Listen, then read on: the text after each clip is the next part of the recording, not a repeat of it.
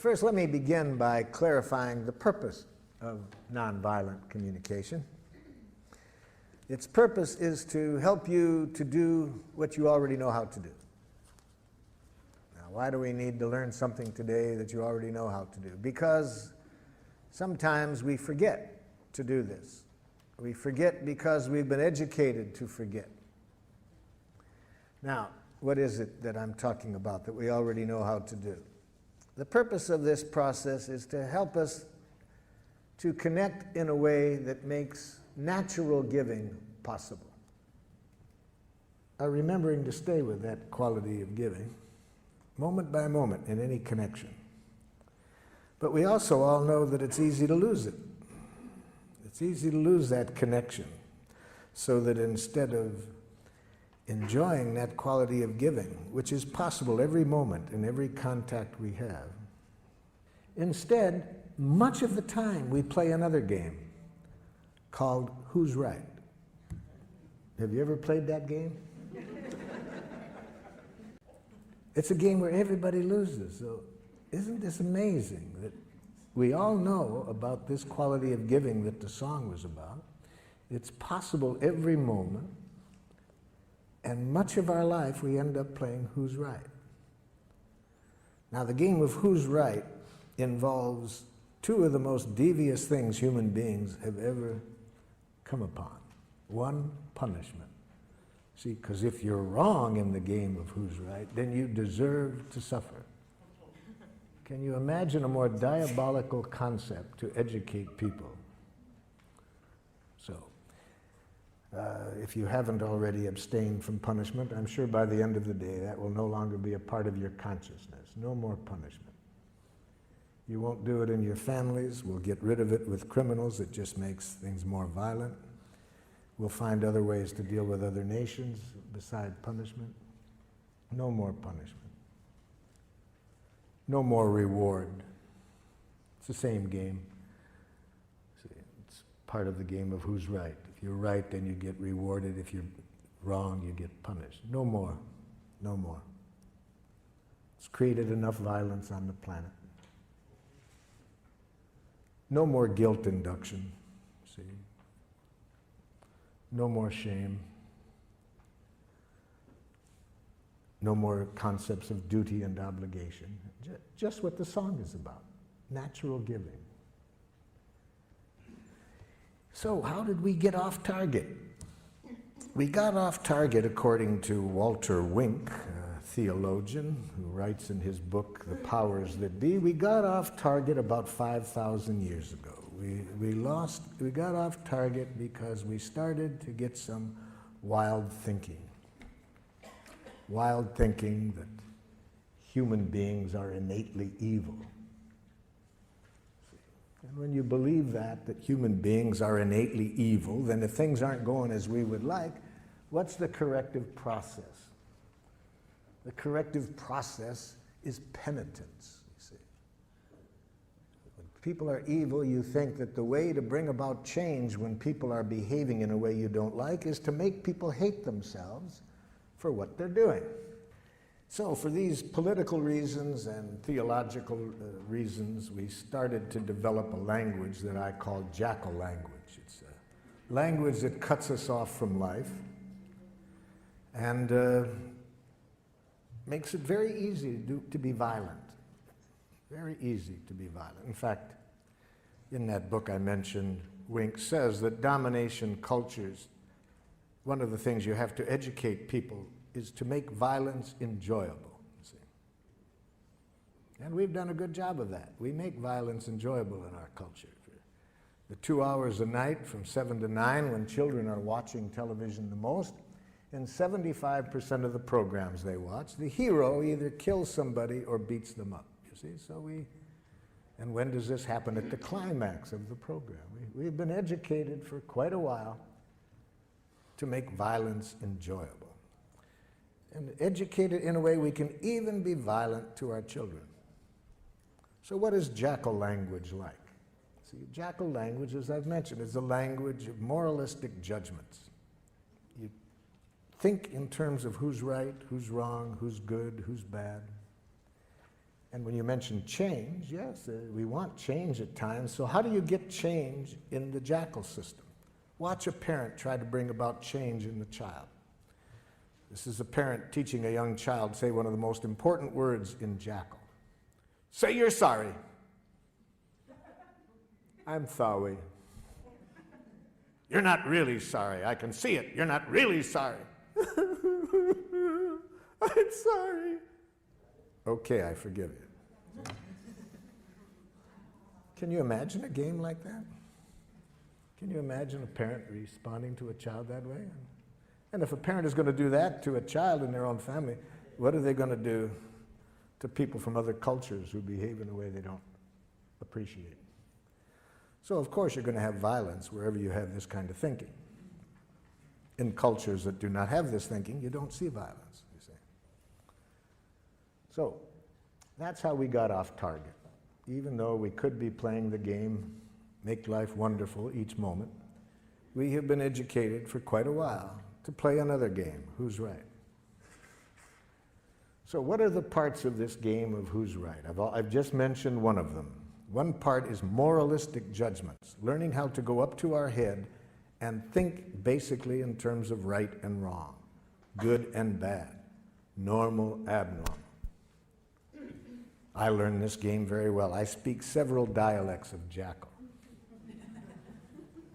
I grew up in Detroit. We spoke a rather harsh dialect of Jackal. We might call it Detroit Jackal. For example, if I'm out driving and someone is driving in a way that I don't like, and again, I want to install change, you see, I roll down the window, idiot! Now, theoretically, the person is supposed to repent. I confess I was wrong, sir. I will change the error of my ways. It's a great theory. It didn't work. I've tried it more than once. It doesn't work. So I thought maybe it was that particular dialect of Jackal. So I decided to get the more cultured use of Jackal. So I went to the university and got a doctor's degree in professional Jackal. Now when somebody's driving in a way I don't like, I roll down the window. Psychopath! Still doesn't work. You see. There's another part of this language of Jackal. Amtssprache. Amtssprache. That's very important. You see, a language that denies choice, denies responsibility for our actions. I use the word Amtssprache for this part, having read an interview with the Nazi war criminal Adolf Eichmann at his trial for war crimes in Jerusalem. Eichmann was asked, was it hard to send tens of thousands of people to their death? And Eichmann answered candidly, he said, to tell you the truth, it was easy. Our language made it easy. That answer shocked his interviewer. And his interviewer said, what language? Eichmann said, in fact, my fellow Nazi officers and I, we had our own name for our language. We called it Amtssprache. Amt in German means office, and Sprache, language. I'd call that bureaucratic language. He was asked for some examples. Eichmann said, it's a language in which you deny responsibility for your actions. So if somebody asks you why you did it, you say, I had to. Then you don't feel so bad if you have to do it, you see. You're not responsible. But why did you have to, Jack? Superior's orders. Company policy. They made me do it. I couldn't do elsewise. Very dangerous language, Amtssprache. Very dangerous. We have giraffe schools. I use the word giraffe, you see, as a symbol for nonviolence. We'll see today that the language we're going to study is a language of the heart. And so I use giraffe language for that because giraffes have the largest heart of any land animal. So giraffe requires always being conscious of choice, you see. We never do anything that we don't choose to do. But I was teaching giraffe to a group of parents and teachers in one community, and we have giraffe schools throughout the world. We have 5 in Israel, 4 in Palestine, some in Serbia, and so forth. And in giraffe schools, of course, we want to make sure that certainly that the teachers and parents never use Amtssprache. One of the most dangerous languages in the world. To teach a child, you have to do something. So I was saying this one time in St. Louis, Missouri, to a group of parents and teachers, and a mother got very upset. She said, "But there are some things you have to do, whether you like to do it or not. It's our job as parents to teach our children what they have to do. I mean, there's things I do every day that I hate to do, but there just are some things you have to do." Well, I said, "Could you give me an example?" She said, "Well, easy, there's so many, let me think.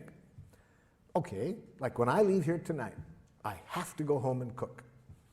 I hate to cook. I hate it with a passion, but I've done it every day for 20 years, even when I've been sick." Well, I said, "I'll be very happy today to show you another way of thinking, another language that I hope would open up happier possibilities for you." Well, I'm pleased to report she was a rapid giraffe student. She went home that very evening and announced to her family that she no longer wanted to cook. I got some feedback from her family. The feedback came 2 weeks later when I swung through that city again and was doing an evening workshop, and who shows up? Her 2 older sons. She had 4 sons. They came up at the beginning to introduce themselves, and I said, "Hey, I'm glad you guys came up here. I've been very curious what's going on in your family. Your mother's been calling me regularly, telling me about all the changes she made in her life since the training. And like, what happened that first night when she came home and announced that she no longer wanted to cook?" The oldest son said to me, "Marshall, I said to myself, thank God."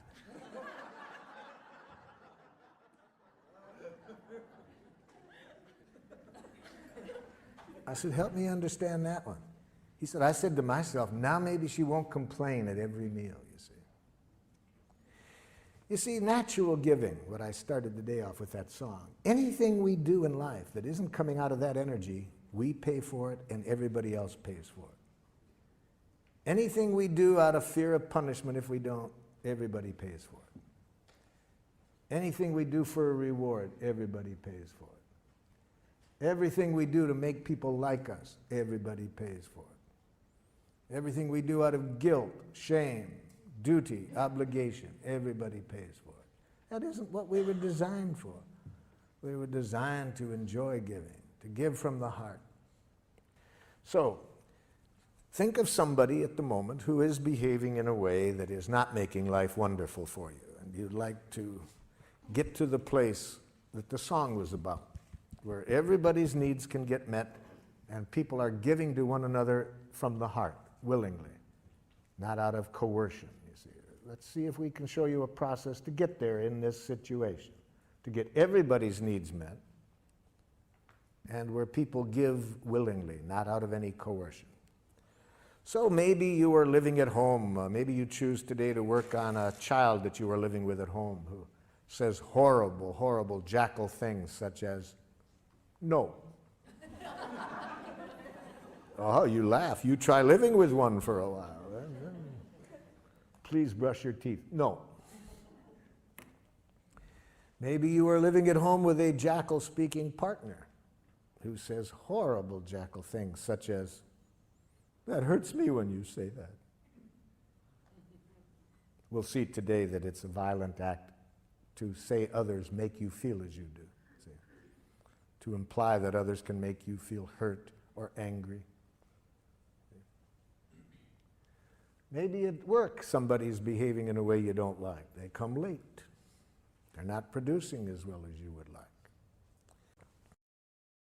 Now, when I was here in San Francisco working with the school system back in the 70s, The superintendent of schools asked me to go into an elementary school. He said the parents are complaining about the quality of relationship between these teachers and the administrator. They said the tension in the school is so great that the parents want to take their children out of the school. So he asked if I would go in and see if I could open up better communication between the staff and the administrator.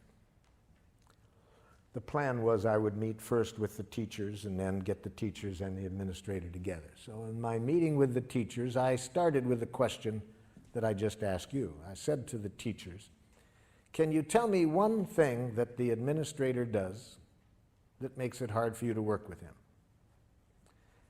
I was asking for an observation, a concrete behavior. What is one thing he does?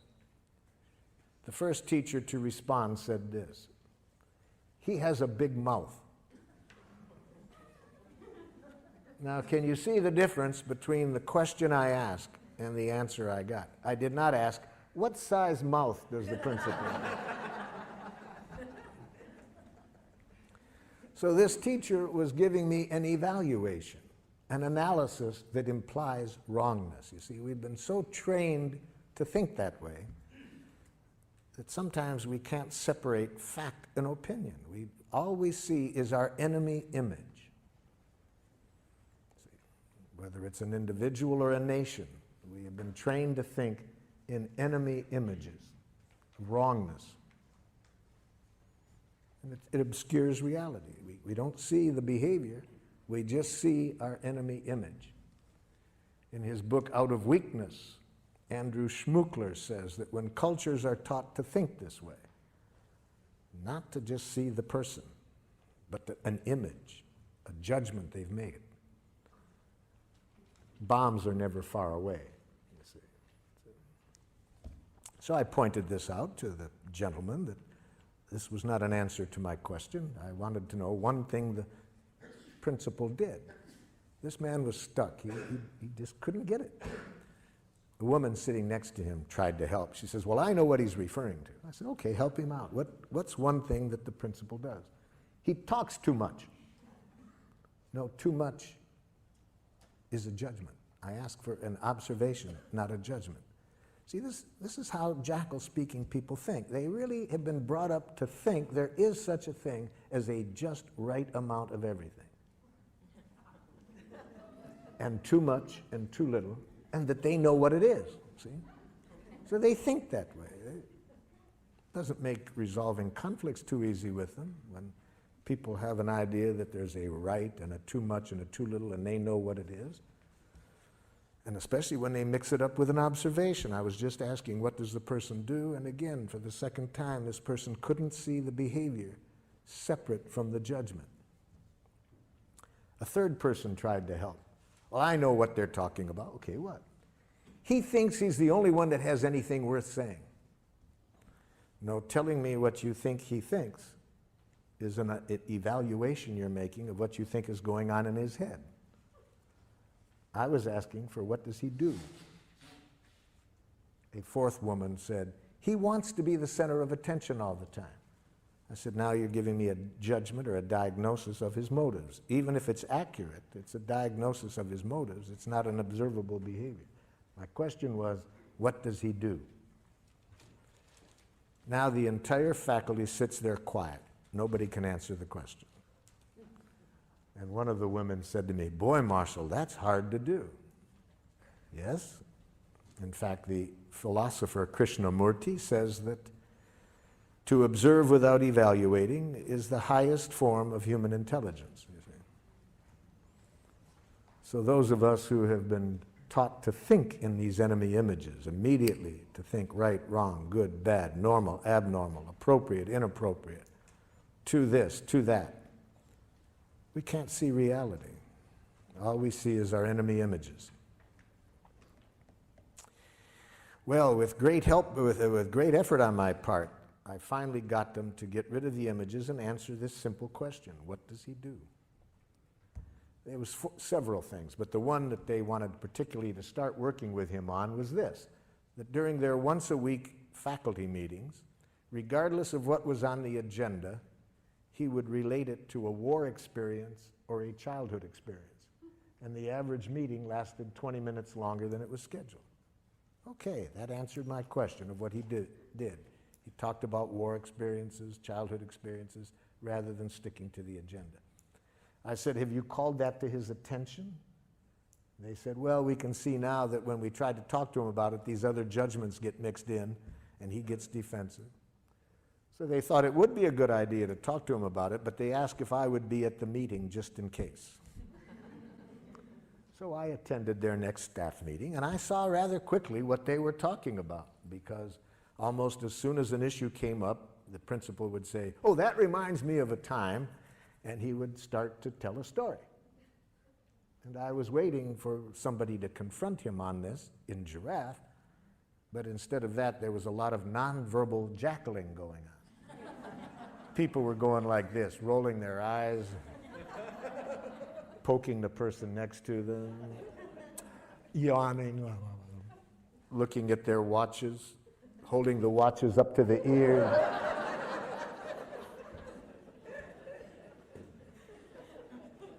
And I watched this scenario going on for a while, and I said, excuse me, but isn't somebody going to say something? Now there's a silence, and the man who spoke up in our first meeting, I could just see him getting his courage up, and he looks at the principal and says, Ed, you have a big mouth. So let's see if whether what you wrote down answered the question I asked. Is it an observable behavior, or did you mix in any evaluation? And my two friends here will help us to make this evaluation. This animal has been taught to, somewhat like a police dog, to sniff out narcotics. If there's any jackal mixed in, he will howl.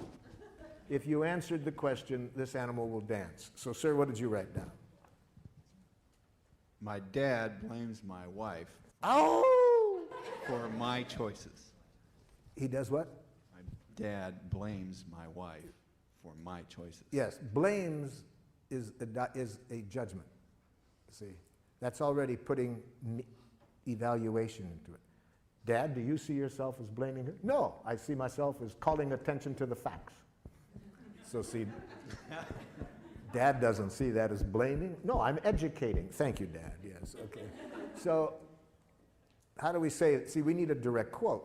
We need to give it, to make it an observable behavior, we need to say, my father says, what? All of his problems. You are responsible for all of his problems. Wait a minute. He says this to the wife. You are responsible for all of his problems. That's it. Yes, okay, that's a direct quote. That's what he says. That's giraffe language. You made a direct quote, okay? See, as soon as you have the word blame in your consciousness, it's going to change the whole energy with which you approach the person, because you're basically making a judgment of them as blaming, which everybody knows is wrong. Okay? My dad makes harsh judgments and insulting remarks. Oh my God, you've killed my poor jackal.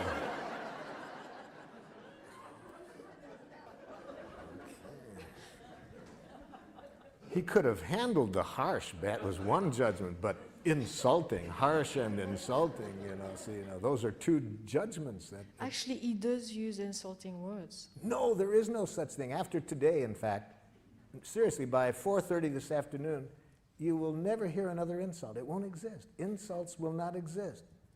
I'm going to show you to use some technology today that takes insults and criticism out of the waves, airwaves, so that no matter what your father says, you can never hear another harsh statement or another insult, because we're going to show you today how to use this technology. And with this technology, it will be impossible for you to hear criticism, harsh remarks, insults. With these ears, all you can hear is the only thing human beings are ever saying. Please and thank you. See, that's all. We're going to show you today that all what used to sound like criticism, judgments, blame, are simply tragic, suicidal expressions of please. My brother Yes. yells at me to get in the car to go to school, and then he makes me late to school. Who yells? See, but you see, yells is a kind of a little bit of an evaluation. He speaks in a tone of voice. Yeah. You see. Okay, it's the tone of voice. I was asked at Lincoln High School. Is there Lincoln High School in San Francisco? Yeah. Many years ago, I was asked to work with the faculty there. They were having a lot of tension amongst the faculty, racially, ethnically. There was a lot of tensions, and the superintendent asked me to work there, and I started the day asking, tell me something that somebody else on the faculty does that you don't like. Man turns to the woman next to him and says, I don't like it when you yell in our faculty meetings. She says, who yells?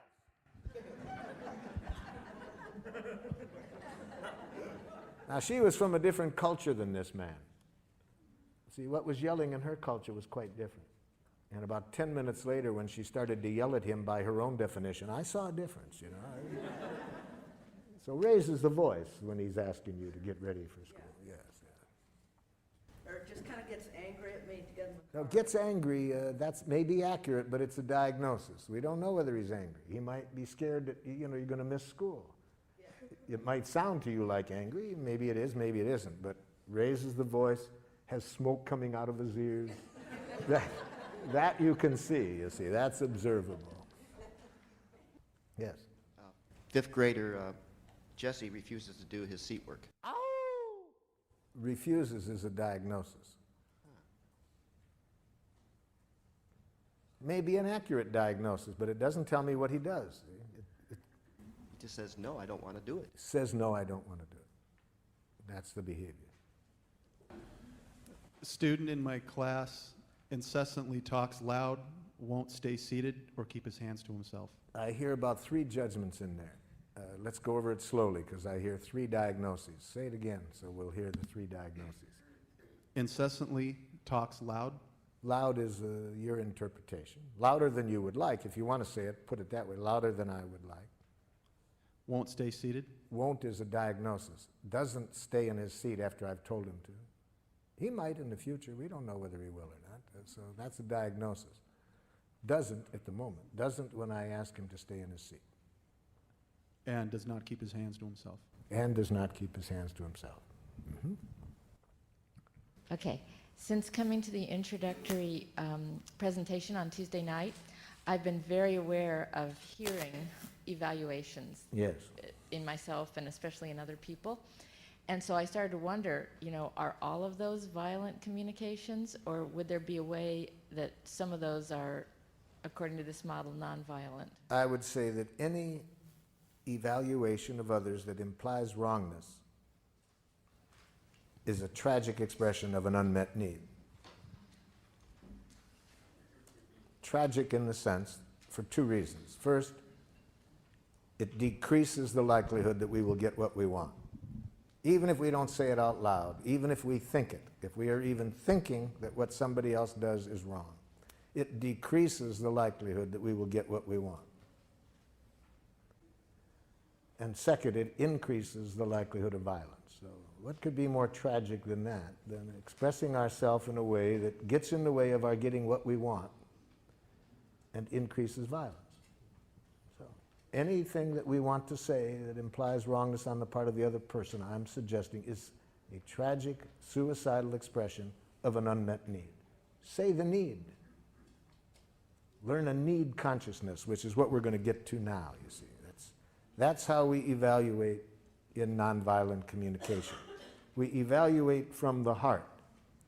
We make judgments, but we make need-serving judgments. We judge whether what people are doing is meeting needs or not. We don't moralistically judge the person for what they did. We judge whether it's serving life or not, because needs are our direct connection with life. They're the life that's going, needs are the life seeking expression within us. So we evaluate with reference to that. And that requires 2 kinds of literacy, feelings and needs. So let's be sure that we are all speaking the same language when I use the term feelings and needs. Imagine that you are talking directly to the person. Again, we're talking to the other person, we're telling them now what they did, and we say, when you do this, I feel how? How do you feel? When you do this, I feel angry. Okay. Anger is a feeling created by unnatural thinking. We'll get to that next. When you speak that loud, I feel intimidated. Intimidated is a diagnosis. Be careful of words that are more descriptions of other people, what you think they're doing to you, like intimidating you. So write down the following as not feeling words. Do not mistake these words as feelings. I feel misunderstood. I feel used. I feel manipulated. I feel judged. I feel criticized. I feel ignored. For example, aren't there times when you think somebody's ignoring you? Don't you feel relieved? And at other times, don't you feel angry? You see, so words like that really say very little about what's alive in you. They say much more about how you are interpreting the other person's behavior. And above all, never mistake the word rejected as a feeling. I feel rejected. No, no. That's not a feeling. That's a suicidal interpretation. If we want to use nonviolent communication, we want to be sure that we do not use the feeling in a violent way, because feelings can either connect us at the heart or they can contribute to more division and violence. So we certainly do not want to ever express our feelings in this way. I feel as I do because you. Okay? We never want to express our feelings this way. You make me feel. Now that will be a hard habit to get away from, because in a jackal culture, feelings are very instrumental to using guilt as a way of manipulating people. The way to manipulate people is if you can convince them that they make you feel as you do, then they should feel guilty and change, you see. So it's another form of this violent game. So, for example, if you are a parent and you want to use feelings in a violent way rather than a connecting way, you would express it this way. It really hurts me when you don't clean up your room. Or, you make me angry when you say that. I was talking during the break about one of my happiest days as a parent was when my oldest son went to a jackal school for the first time. He had gone 6 years to a giraffe school that I had helped create. And, but then I wanted him to learn how to enjoy jackals as well. So, and in giraffe schools, we also want to be aware that the children are not always going to be in this setting. So we want them to learn how to stay with their own values regardless of which structure they're in, you see. So he comes back the first day from school, and he looked less than happy. And I said, how was the new school, Rick? And he said, it's okay, Dad, but whew, boy, some of those teachers, Dad. I said, what happened? He said, Dad, I wasn't even in the front door, really. I was halfway through the front door, and some man teacher comes running over and says, my, look at the little girl. Can you guess what the teacher was reacting to? Yeah, my son's hair was down to his shoulders. See, in a jackal school, as we all know, authority knows what's right. See, there's a right way to wear your hair as a boy and a wrong way. A right way to do everything, and who knows? The teacher. And then what do you do if somebody doesn't do it? You use shame, guilt, and so forth. You use the word girl as though it's an insult. Welcome to Jackal Land. So I'm getting burned up, ready to go do a little bat therapy with the teacher. And, forgetting all about my teachings. And I said to my son, how did you handle it? He said, I remember, Dad, that what you said, that when you're in that kind of environment, never give them the power to make you submit or rebel, you see. So one of the things we want to teach children very early, no matter what structure you're in, never lose track that you are free to choose what you do. Don't allow institutions to determine what you do. I said, hey man, that you remembered that, that's a big gift. I really love that you could remember that under those conditions. Then what'd you do? I put on my giraffe ears, Dad, tried to hear what he was feeling and needing. I said, you remembered to do that? What did you hear? Pretty obvious, Dad. Looked irritated, wanted me to cut my hair. Hey, wow, man, I'm really glad you could remember that. How did that leave you feeling? I said, Dad, I felt sad for the man. He was bald and seemed to have a problem about hair.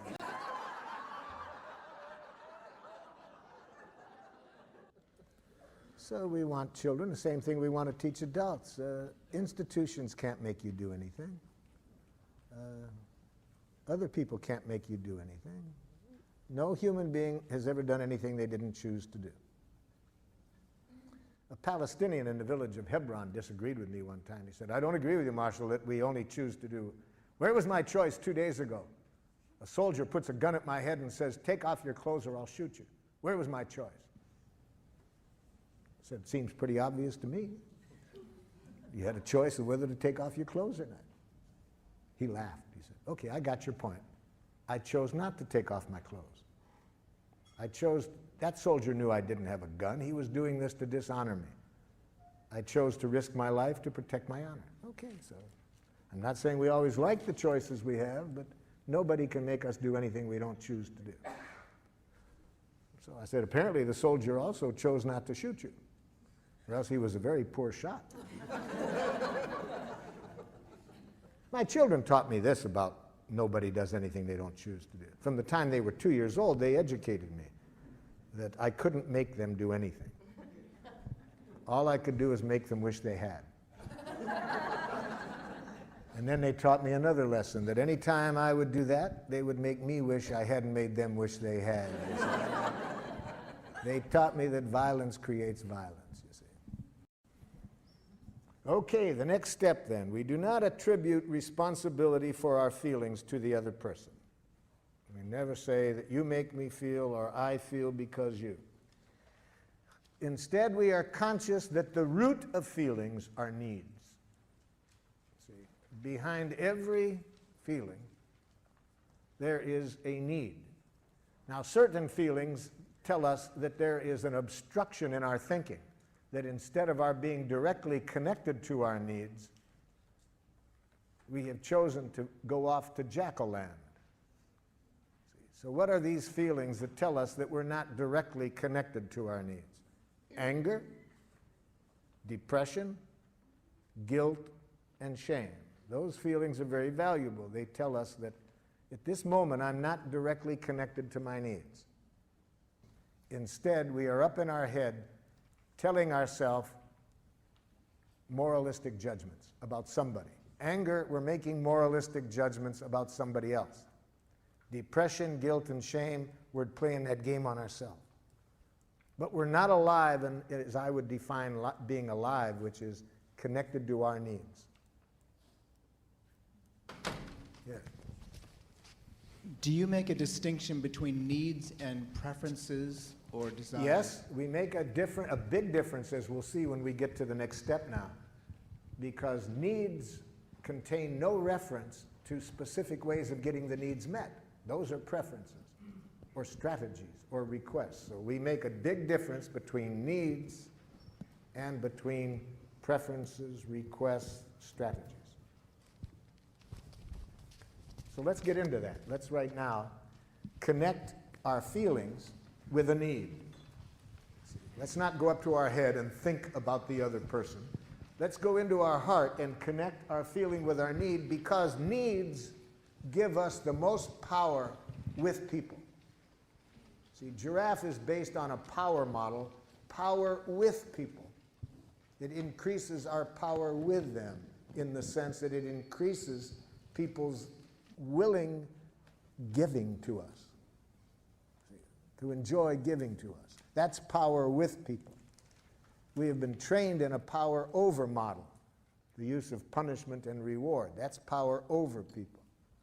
To get them to do things not because it's coming from their heart and they want to contribute to our well-being or to life.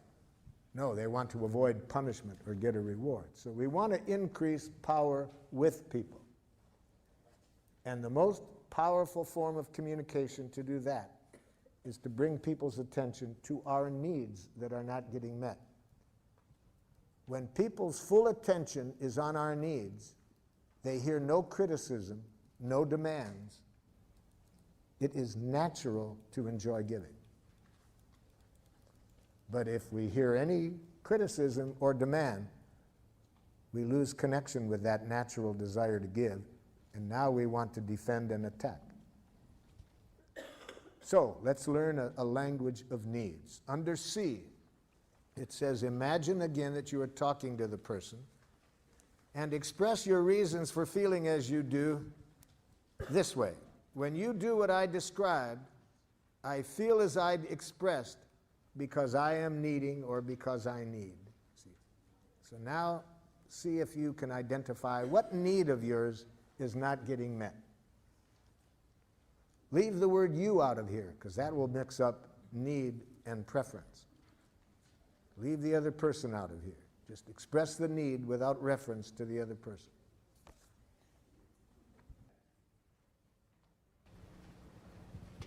All needs are universal. Every human being in the world has the same needs. So you can look at what you said and see whether this applies. You see. So if what you wrote down is a true need, every other human being in the world has that need. We're all created out of the same energy. So we really see this at the level of needs. All human beings have the same needs. What differs immensely is the strategies that we have been educated in for meeting the needs. Different cultures educate people to meet the needs in a different way, but the needs are the same. Who wants to check theirs out? Okay. To know that you are responsible and honest. That, notice, brought the other person in there. I have a need to know that you are responsible and honest. How do we express the need without bringing the other person in there? See? Now, we can bring it in one way. I have a need for your happiness, for your protection. We can say that. Okay. See, but not the way you're saying it. Yes? I need to be seen and heard as who I truly am. I have a need to be seen and heard as who I truly am. Okay? Now, I have an impulse to qualify that and to say free. To be Free. I have a need to be. The last word in that sentence is who I truly am, free. I have a need, who I truly am, to be free. Yes, that's a need we all have. The important thing will come out when we get to a request, because that's a request that only you can meet. Other people can't do that. They can't meet that need. So if you don't know how to meet it for yourself, for freedom, you won't have that need met. I'm feeling a bit frustrated because I'm noticing that everything is a strategy. In other words, mine is a need for an aesthetic environment. But underneath that, there is a need for serenity. And my serenity doesn't come from the environment. So this entire request, starting at A, is a strategy to get something called serenity. Okay, that's a need then. I have a need for certain peace, but isn't there a need in there for certain aesthetics that will... Right, but it crumbles the house of cards for me of wanting the sink not filled with dirty dishes. Help me understand that. Why wouldn't if you have a need for serenity... But serenity doesn't come from a clean sink. Okay, then we haven't got the right need then. Or then it's not that you want the sink cleaned out. But I'm projecting that need onto the sink, thus onto a behavior of someone else. Well, the other person's behavior can be getting in the way of our need getting met. If the dishes aren't done, and it could be some needs of yours are not being met by that. Then you have to identify what the needs are that are not getting met. I'm not sure. I'm really not sure that I'm not basing an assumption that by having that sink clean that I'm going to have serenity, and I think it's a false distinction. Well, the nice thing about being clear about our request is we can test it out. If I say, for my need for serenity, I'd really be grateful if you would clean up the sink. The person does it, and I'm still not serene. Okay, that helps. I know that doesn't work. See, we never really know what we want until after we get it. If after we get it, it makes life more miserable, then we know that isn't what we wanted. If it makes life more wonderful, then we know that is what, a strategy that will meet our need. That's what makes life fun. We never know what we want until after we get it. That's why Paul Tillich, the theologian, says that Christianity requires the willingness to sin courageously. You ask for what you want, hoping to meet your needs. You get it, it makes life worse. Okay, now I've learned that isn't what I want. Wouldn't it be boring to know what is wrong? Yes? When you do what I described, I feel as I expressed because I need respect and acknowledgement, and I need to be able to feel safe in my job environment. I hear needs in there. Yes.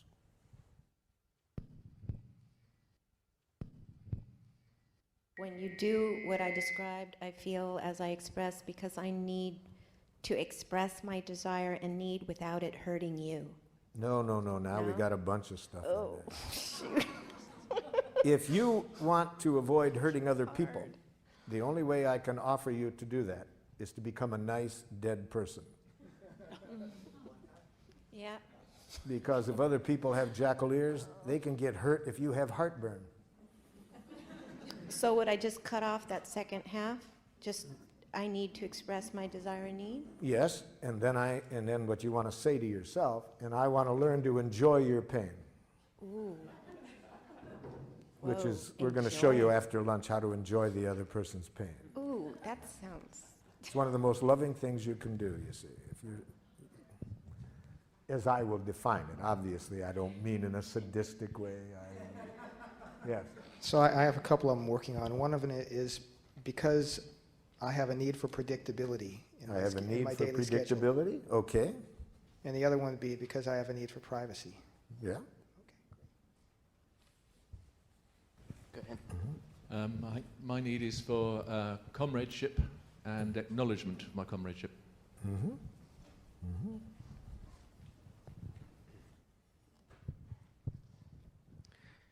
I have a need to memorialize the life of your father, and in doing so, honor the life of your entire family. Have a need to honor this life, yes. I have a need to have communication with other people that is open and supportive of life. Need for supporting of life, openness, okay? Mm-hmm. When you do this, I feel hurt because I have a need to be heard and understood. Yes, very important need, that need for understanding, to be heard, to be listened to, empathy. There's different ways of expressing it, but it's a critical need, one that we have daily. Daily, yes. Bottom line, I have a need to love you and to let your love in. I have a need to love, but don't bring the other person in there. To let. I have a need for to love love and to let love in. and to let love, yes. See, our needs don't, when we believe that our needs involve another person doing something, we take a very abundant world and make it scarce very quickly. So we don't want to mix up our need and a request. See, we may have a request, a strong request, that a particular person meet our need for love. See, that's a strategy. We may want this particular person, but we don't have a need for that person to love us. That's mixing up the need and the request. We have a need for love. We have a strong preference that this person take the actions to meet that need. But we don't want to mix up the need and the strategy. Okay, let's take one more and then we'll go. We've got to move on. Yes. Yeah, I'm confused if this is a need or a strategy. Okay. I need to feel loved. Ah, loved is a very important word. I need love, yes. But now, that word love is so important that we got to get real clear what we mean about it when we use it as a giraffe. See, watch what happens when a giraffe and a jackal get together on this love. See, Watch this jackal ask a very dangerous question. But notice that the giraffe is too smart ever to answer this question. Watch. Do you love me? Jackal, before I can answer your question honestly, I need to get some important things clear. Are you using the word love as a feeling? Well, of course. Okay, well, I needed to get that clear. So you mean, am I feeling certain warm, cuddly, tender feelings toward you? Yes. Okay, I needed to get this clear, because see, we giraffes do not use the word love as a feeling. It's much too important to us to get it confused with a feeling. It's a need for us. But since you use it as a feeling, okay, I'm glad to know that. So would you please then, now that I know that, would you ask the question again? Do you love me? When?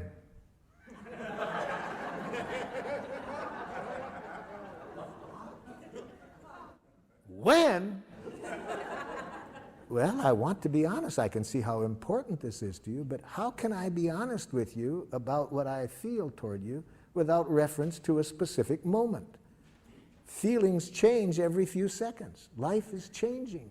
Feelings are part of life. So I'd have to know a specific time and place to ever answer your question of how I feel. What about right now? No.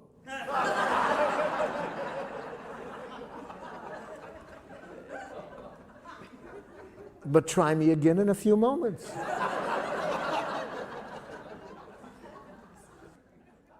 So you see, to a giraffe, love is a need, and it's a need for which we must be very clear about what requests do we have of other people to meet that need. Now, watch what happens with reference to that if we're in a love relationship with a jackal. I want you to love me. Oh, so you have a need for love, Jackal, and you're giving me the honor of wanting me to meet that need. Yes. I really see how important the need of love is, so I want to be clear what you would like from me to meet your need. Could you tell me what you are requesting of me to meet your need? Now, the poor jackals, they don't live in the moment, you see. To make a clear request, you have to live now. You have to be clear what you want. So watch how the jackal handles this. So could you tell me what you want me to do to meet your need for love? Oh, you know. No, I'm not sure I do. I really see how important this need is for you, so can you tell me specifically what you would like me to do to meet your need for love? Well, it's hard to say in so many words. If it's hard for you to say, Jackal, can you see how hard it will be for me to do? I never thought of that. So what would you like me to do to meet your need for love?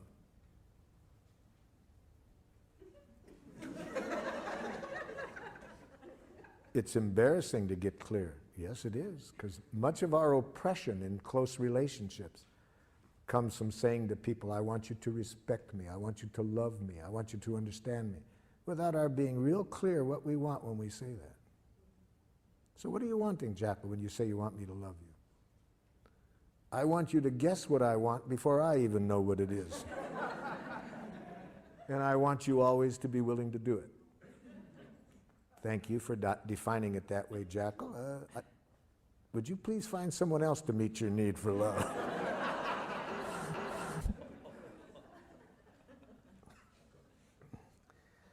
Most jackals that carry that definition of love around with them find out how impossible it is to meet on about their 5th divorce.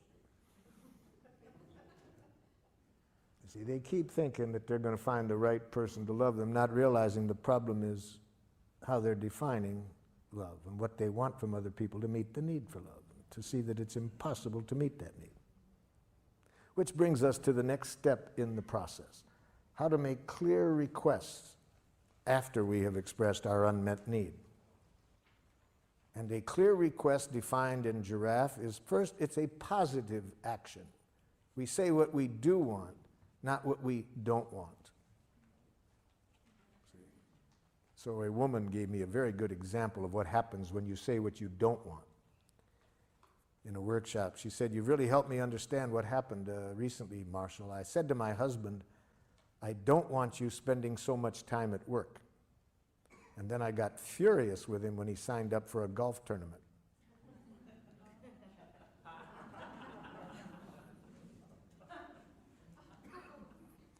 A teacher gave me a similar example. She said, "Just yesterday, Marshall, I said to this young boy, please, I don't want you tapping on your book while I'm talking." So he started to tap on his desk. Saying what we don't want doesn't make clear what we do want. But worse than that, if we frame our objectives in getting rid of something, it leads to violence very often. It makes violence seem attractive when we try to get rid of something. For example, I was working with some teachers in a school in Rockford, Illinois.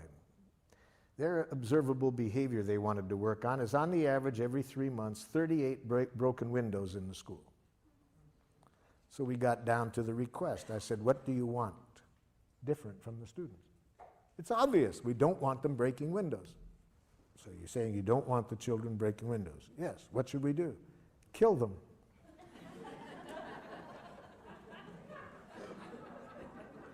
Research has demonstrated dead children break no windows.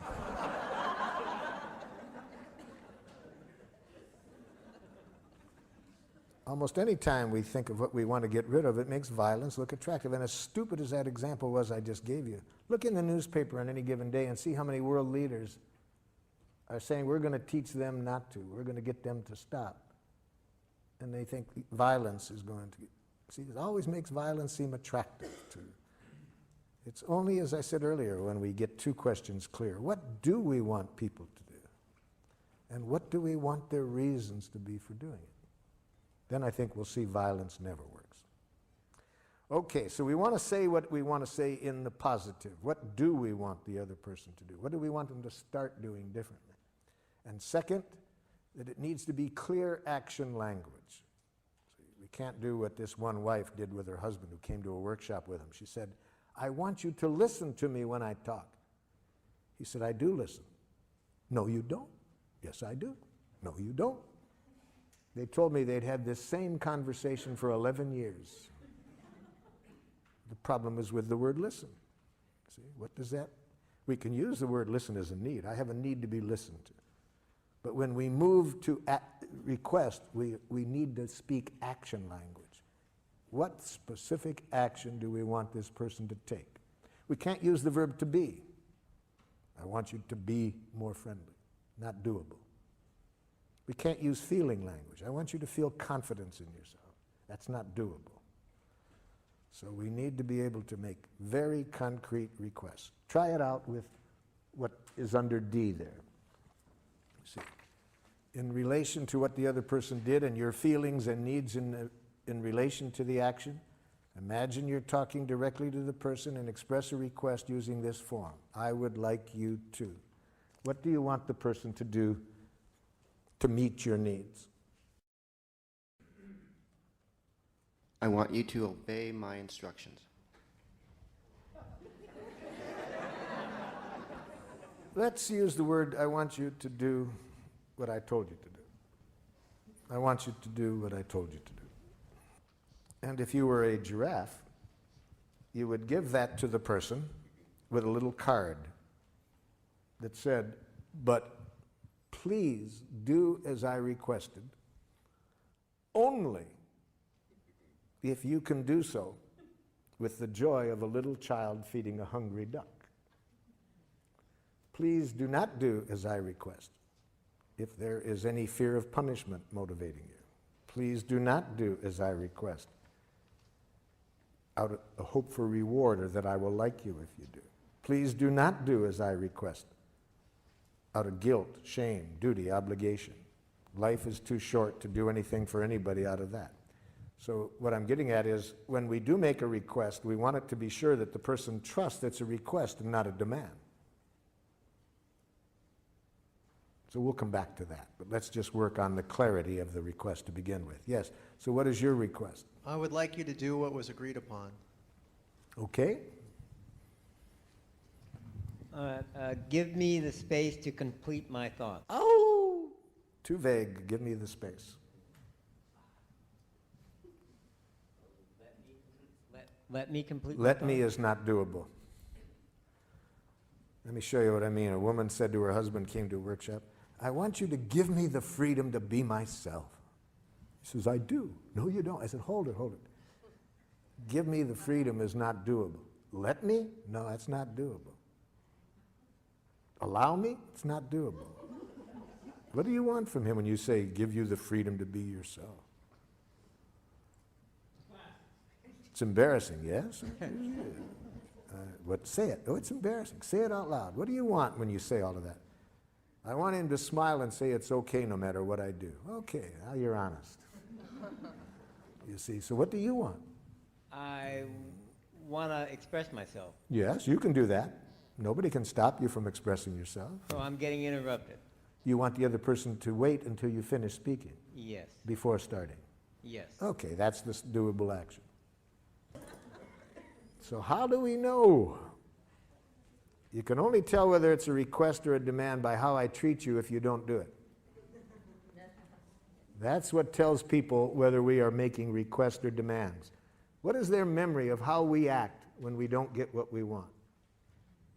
If people have in their memory any punishment on our part in the past when they don't do what we want, any blame, it will now be hard for them to trust that we are making a request and not a demand. It will take the joy out of giving to us. So let's follow that example a little bit more for me to show you what I mean. So I say to you, I'm really lonely this evening and would have a need for some company. Would you be willing to spend the evening with me? And you say, Marshall, I'm really preoccupied with some things at work and would really need some space to myself this evening. Could you find someone else to be with you this evening? And here's my reaction.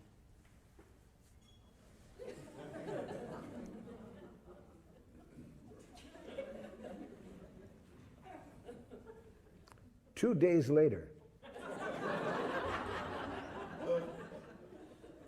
you, what's the matter? Nothing. You, come on, what's the matter? You knew how lonely I was. If you love me. Now, was it a request or a demand? See, so we can't tell from how nicely it's asked. We need to see how the person treats us when we don't do what they want. That's when we trust that they make requests or not demands. So we are going to pay for every time in the past when we used any coercive means to get what we wanted.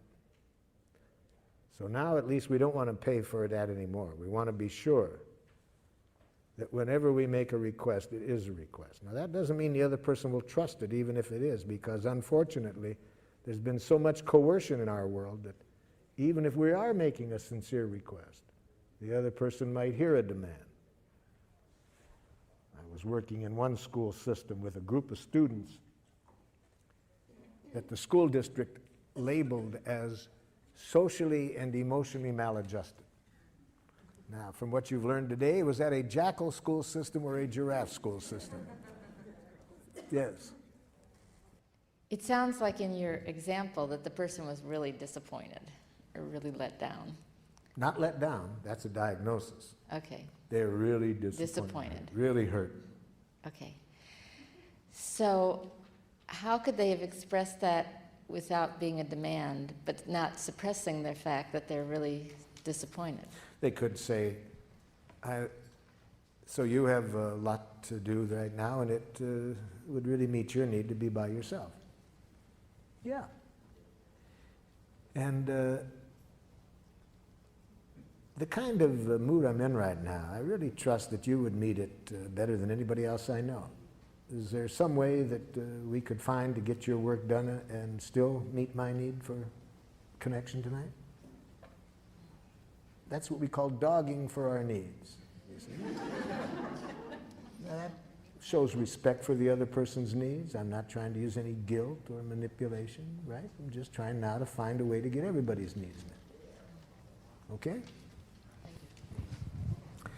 And so then if the person can't find replacement, if the person cannot think of somebody to replace them, it will not be a problem. It will only be a problem if I put on these ears and receive in what they said a rejection. You see, if I hear a rejection, that's the problem. It's not okay to say I'm disappointed? You can say I'm disappointed as long as you don't say you disappoint me. And as long as you don't stop after saying I'm disappointed. See, I'm disappointed. That's just another way of saying you disappointed me. I'm disappointed. We always have to end a feeling. At the very end of it is going to be a request. See? So we don't just say I'm disappointed. We have to take responsibility for asking for what we want. Given the other person has this other need, okay, what do you want then from them? Well, the jackal doesn't like that game. They don't like to have to be responsible for what they want. They'd rather say, well, if they love me, you see, if they were any kind of friend, I think it's only fair that they want to control by guilt, shame.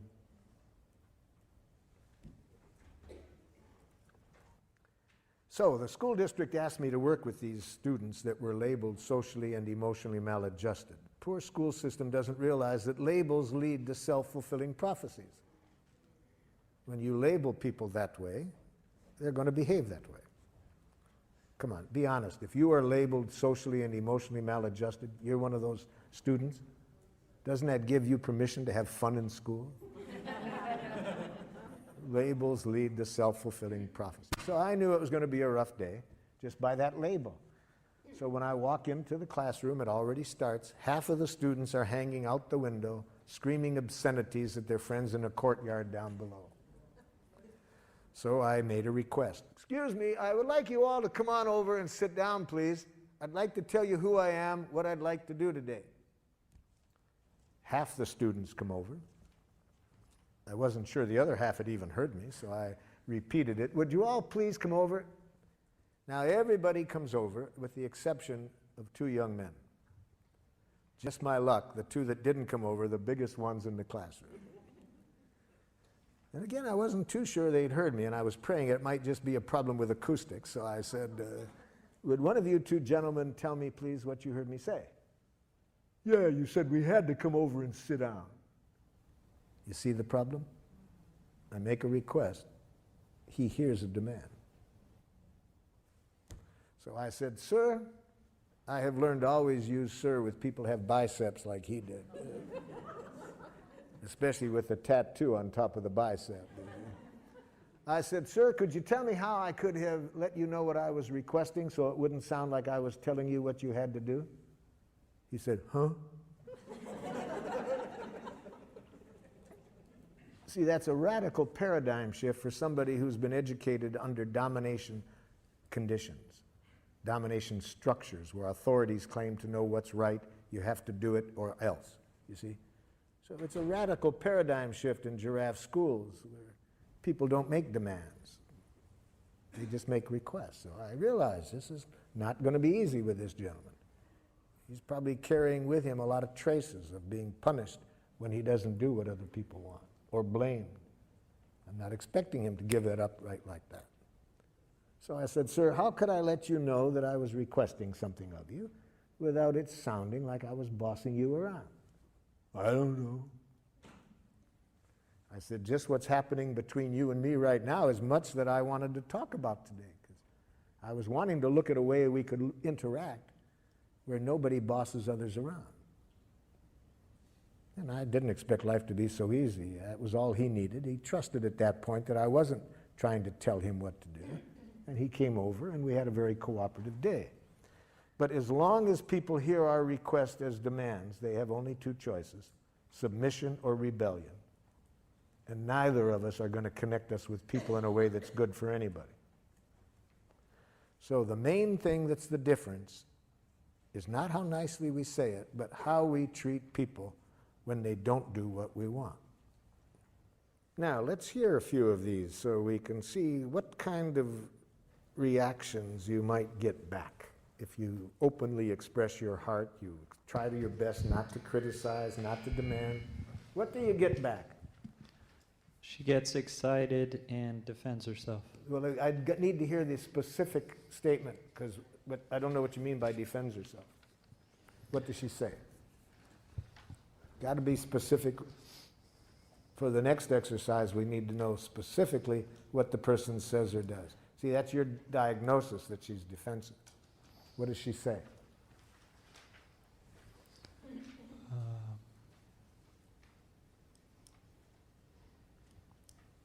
Sometimes things happen and I'm not ready to leave when we agreed. Well, sometimes things happen and I'm not ready to leave when I agree. Okay, that's what the person says. I can't do that because I have a hard time connecting with people as partners. I can't do that because I have a hard time connecting to people as partners. This is their response back? Yes, What what did the person respond back? He says, nothing I do is ever good enough. Nothing I do is ever good enough. Okay, here. Guess I should go through the whole thing. She says she doesn't like the way I wash dishes or make the bed. Yes. I feel angry and resentful. Yes. I feel as I express because I need to be accepted for my willingness and ability to do a job the way I do it. Yes. I would like you to acknowledge my work positively. Even if I don't feel like it? How do you want me to, how would you like me to respond positively when an idiot could do a better job making a bed than you do? Okay, that's the last thing. She would say that she can't because I never do it the way it should be done. Yeah, so the problem there is with the present request. What do you want from this person? I think what you want is this. I'd like at least some gratitude expressed for my willingness to do what I did. And if I could get at least the gratitude for that first, I could better hear how you would like me to do it differently. Would that be closer? It'd be closer, but I'd still like her to accept the way that I do it. What does accept mean? Now we got to translate accept into a doable request. What if this person has a sense of aesthetics? You see, I can already tell what the problem is in your relationship. I've already made a diagnosis. You want to hear my diagnosis? Okay. You are a slob and she's a neat.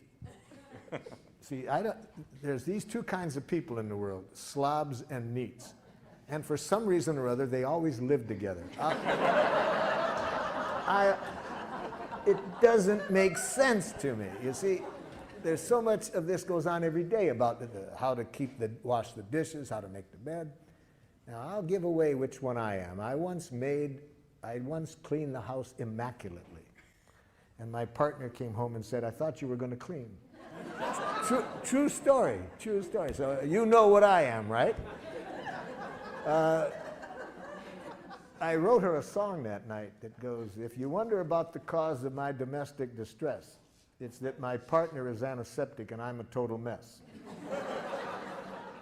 Last night at 2 a.m. I had to go to the head.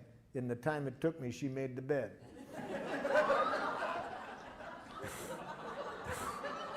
You know?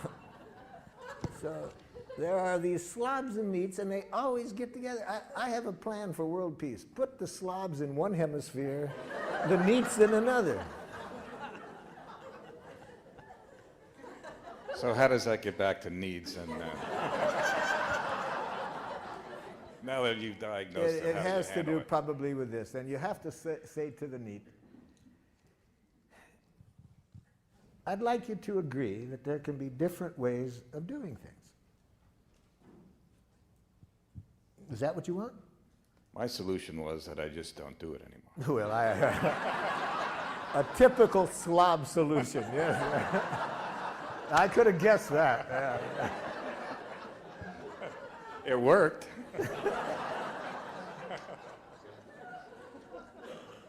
I would really like some acknowledgement. First, I'd like some expression of gratitude for what I did. I'm not saying you have to like it, but at least I'd like to hear some gratitude, if it's sincere, that at least that I was trying. Second, I'd like you to agree that there can be different ways of defining what is an adequate way to make a bed. Then, if after you agree to that, if you could say, what your preference would be without using words that imply that it's right, your way. That would be a lot easier. Something like that. Where is it? You sound like you're doing something out of a book. You sound like you're doing something out of a book. Talk like a real person. Don't use any of this psychology crap on me. Something like that.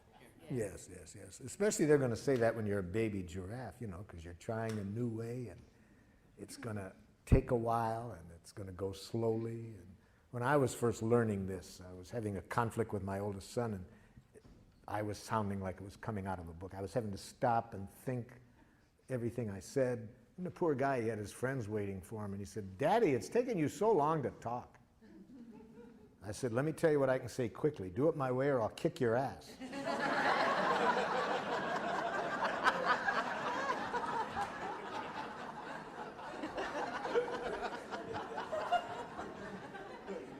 He said, "Take your time, Dad."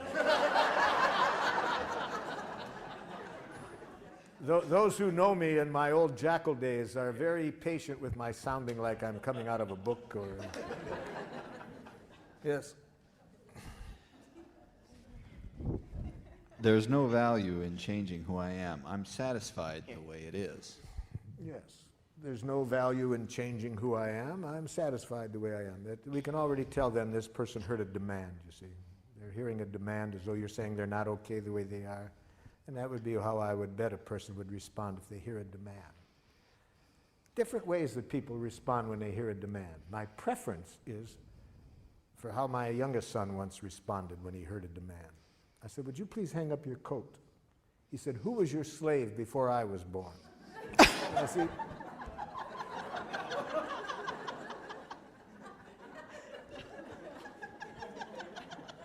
I like that way because I know he hears a demand then, right? It's pretty clear. Now, then there's other people who it's harder to guess if they're hearing it as a demand. For example, you say to them, "Would you please come over and just sit on the couch with me and talk with me?" The person goes like this. Okay. Now, if you're smart, you'll say, "Oh no, stay away." They're hearing a demand, you see, but they're giving in. But the worst case scenario, this is the dangerous one, you see, is if the person hears your demand, your request as a demand, and they respond this way. "Oh, sure, I'll do it." And they do it. But they did it to buy your love. They did it because they were afraid that if they didn't, you wouldn't like them. Now, how will you find out? You'll find out eventually. You might find out like this one woman did who showed up at my door in 2 in the morning. 2 in the morning, my doorbell's ringing one morning. It's pouring rain outside. And this woman, not 8 months pregnant, crying. I said, come in. I sit her down in a chair. What's going on? I didn't know how she got there, but she told me that her mother had been in a workshop with me a month before, and she had just called her mother up to tell her about what happened, and the mother said, "Oh, there's a man in your town that you might want to go and talk to." So that's how this woman shows up in my door at 2 in the morning. Now, what was the problem? Earlier, she said, I just made a little request to my husband, and he said, "Get out." We've been married 8 years. He's always been so loving, so kind. He's done everything I want, and now he says, "Get out." Already I knew what the problem was. He was a yes-saying jackal. He hears somebody he loves wants something, and he feels he has to do it to buy love, to prove that he's a loving person. And so how does she find this out? It took 8 years, but then she pays for it one night. And I know I was right. How do I know I was right? I got him out of bed. Why should I be up at 2 in the morning talking to his wife while he's sleeping?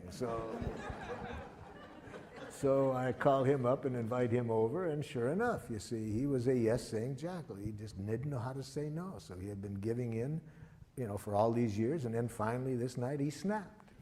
So that's how you find out. After 8 years, she found out that he was hearing demands and lovingly giving in to them. You certainly don't want to ever receive those messages, any one that you've just responded to. You never want to hear what the other person thinks. Never hear what a jackal-speaking person thinks. You'll live longer. So certainly after lunch, we're going to say, do not hear what the person thought. Whatever thoughts they expressed, never hear what a jackal-speaking person thinks, especially what they think about you.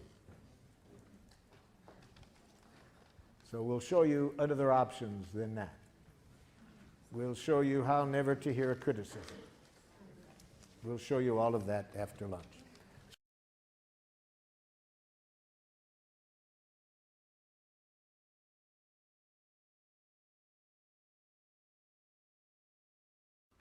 See, there's only two things that human beings are ever saying: please and thank you. See, that's all human beings are ever saying. The only thing is, jackal-speaking people have learned to say please in a suicidal way.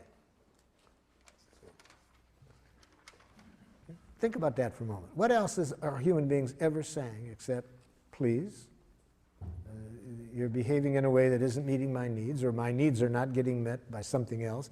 Would you please do this to meet my needs? We need to know how to say that well to survive in the world.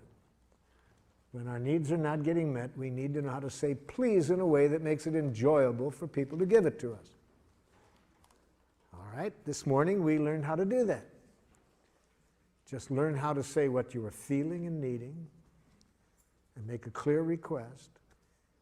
Make sure that no words come out of your mouth that imply wrongness on the part of other people. Do everything you can to promote in people the trust that when you make a request, it is a request and not a demand. And that increases the likelihood that people will enjoy giving to you. So we studied that this morning. Now, the other half of the process is how to receive from other people what's alive in them and what they are needing to make life wonderful, and how to receive that without hearing any criticism or demand, just to hear what's alive in them. And we need to learn how to do this even when these other people are saying please in this strange way that we've been educated to say please. You know, you were all speaking perfect giraffe for about a year. See, so what I'm teaching you now is really not a second language, it's really your first language. I'm bringing you back to life, to nature, to your first language. So now the other half. How do we respond to a jackal's please when a jackal is expressing the please this way? The problem with you is that you are too,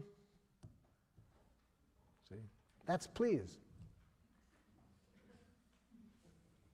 That person's in pain.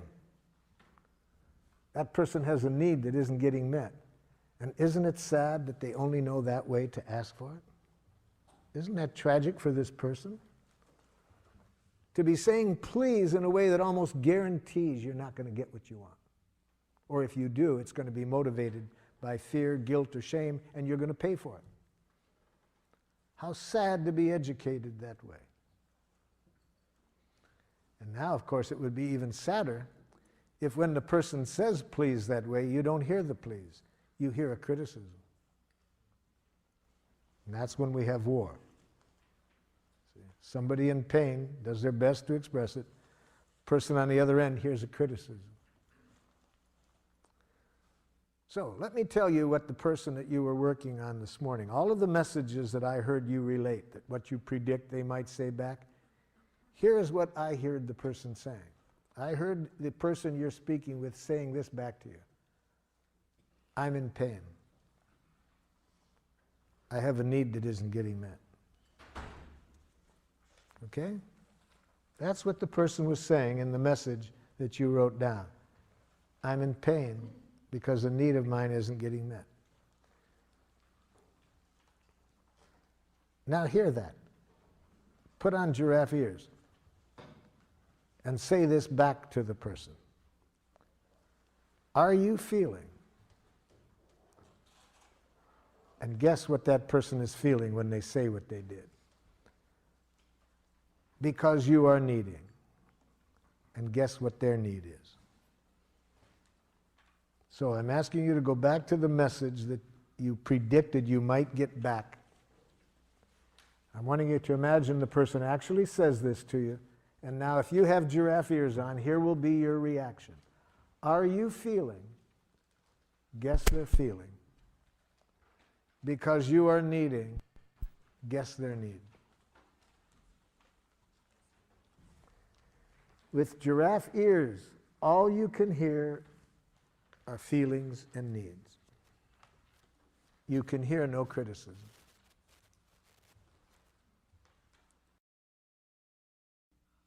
A number of years ago, I was working with a group of women in religious life, and they had a conflict for some 15 months that was creating great pain within their community, and they asked me to help them resolve this. And I suggested that we begin by having everybody express their needs. What needs of yours are not getting met in this situation? And after the first speaker's second word, I could see why, after 15 months, not only had they not been able to resolve the issue, but why it was causing increasing pain. Can anybody guess what the second word was?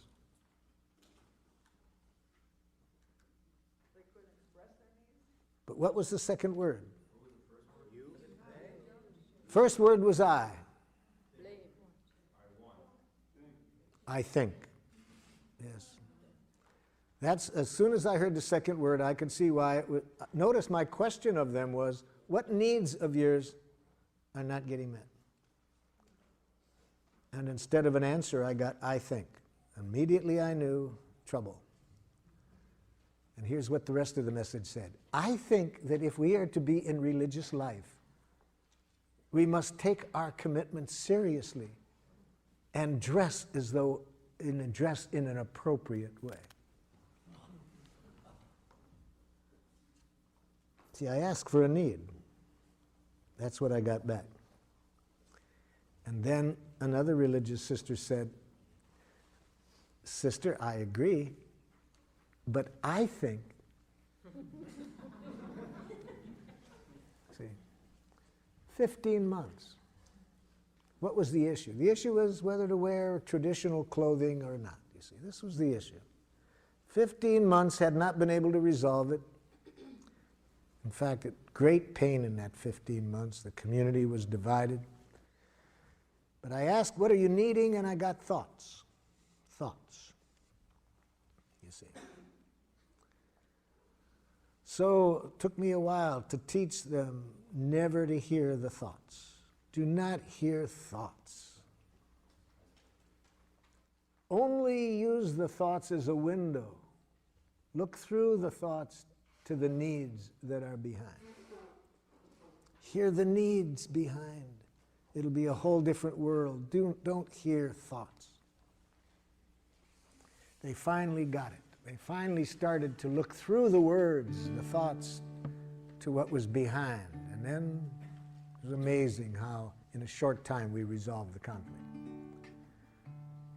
My partner Ruth Bibermeyer was with me at the time and saw this miracle that comes whenever we hear through the words to what's behind them. I feel so sentenced by your words. I feel so judged and sent away. Before I go, I'd like to know, is that what you meant to say? Before I rise to my defense, before I speak in hurt or fear, before I build that wall of words, tell me, did I really hear? Words are windows or they're walls. They sentence us or set us free. When I speak, and when I hear, let the love light shine through me. There are things I need to say, things that mean so much to me. If my words don't make me clear, will you help me to be free? If I seem to put you down,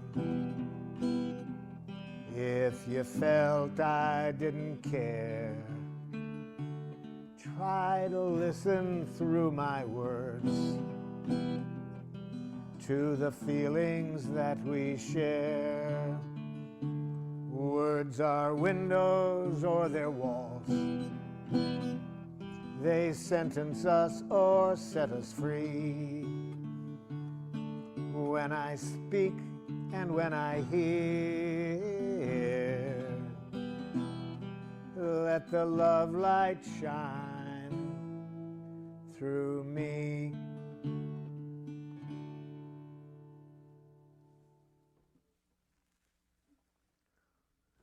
So, with your giraffe ears on, you hear the feelings behind the words. You hear the need. Every moment, we have feelings and needs. So we're hearing the truth. What's really alive in this person now? It's better for you to hear only that, because then you don't live in a world of criticism or judgments. You take away all power from other people to dehumanize you when you have giraffe ears on.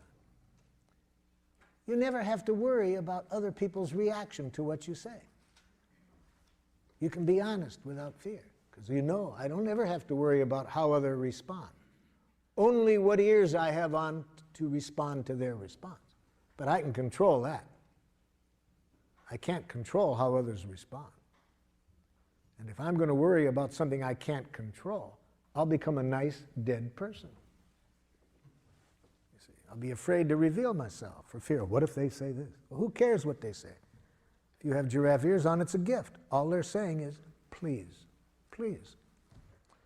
So let's hear the please behind the message that you hear. First read off the message, and then let's hear how you heard the feelings and needs behind it.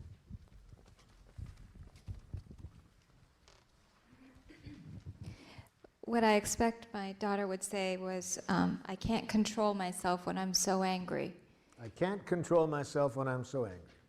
And when I thought about it, I would think I could say, are you feeling frustrated because you are needing some other ways to express your anger?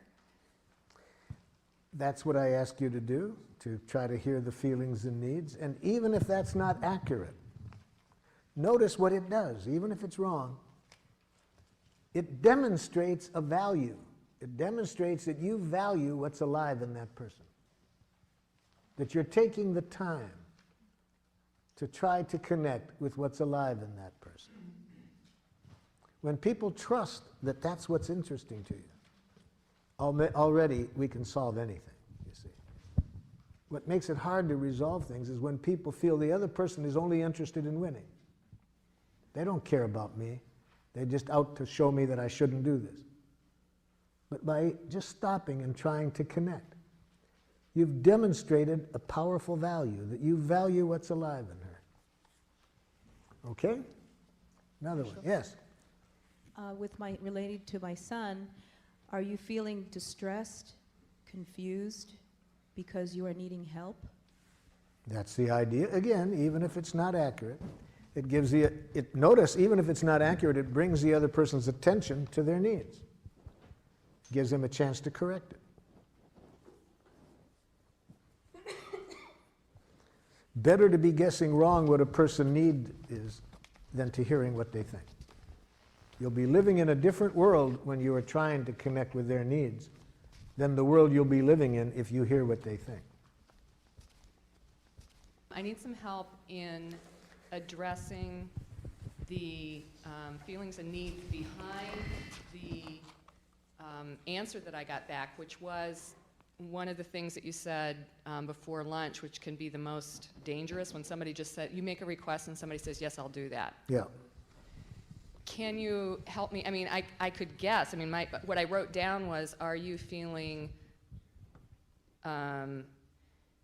pain because you're needing recognition for the job you're doing?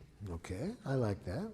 But, oh, okay. But go ahead with the but. I mean, it feels like there's a huge leap from the response, yes, I'll do that, to me asking that question. Yeah, you're trying to sense what's really behind it.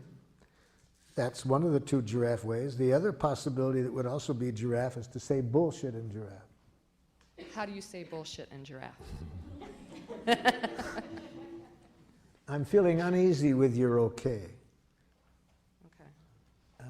I wish I could trust it, but I don't. I'd really like you to take a moment and really tell me whether it would meet your needs to do as I requested. So that's when I would guess that the okay isn't okay. So that's how I would say bullshit in giraffe. Thank you. Giraffes are not nice.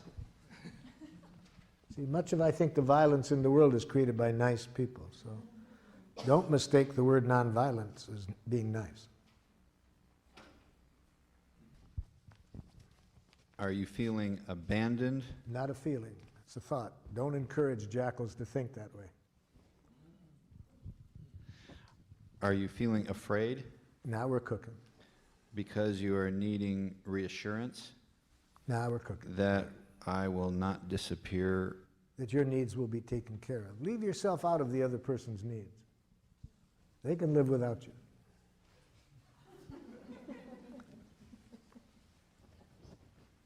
All of their needs can be met without you. How could I satisfy your needs? That is a valid question. How could I satisfy your needs? That's a jackal question. That kind of question, if the other person is smart, they'll take the Fifth Amendment. Yeah. This was an answer to when my daughter said, "You sound like you're reading from a book." You sound like you're reading from a book. And I say, "Are you feeling scared, separate, or alienated? And are you needing to be responded to in a genuine, heartfelt way?" Yes, but you're doing it again when you do that.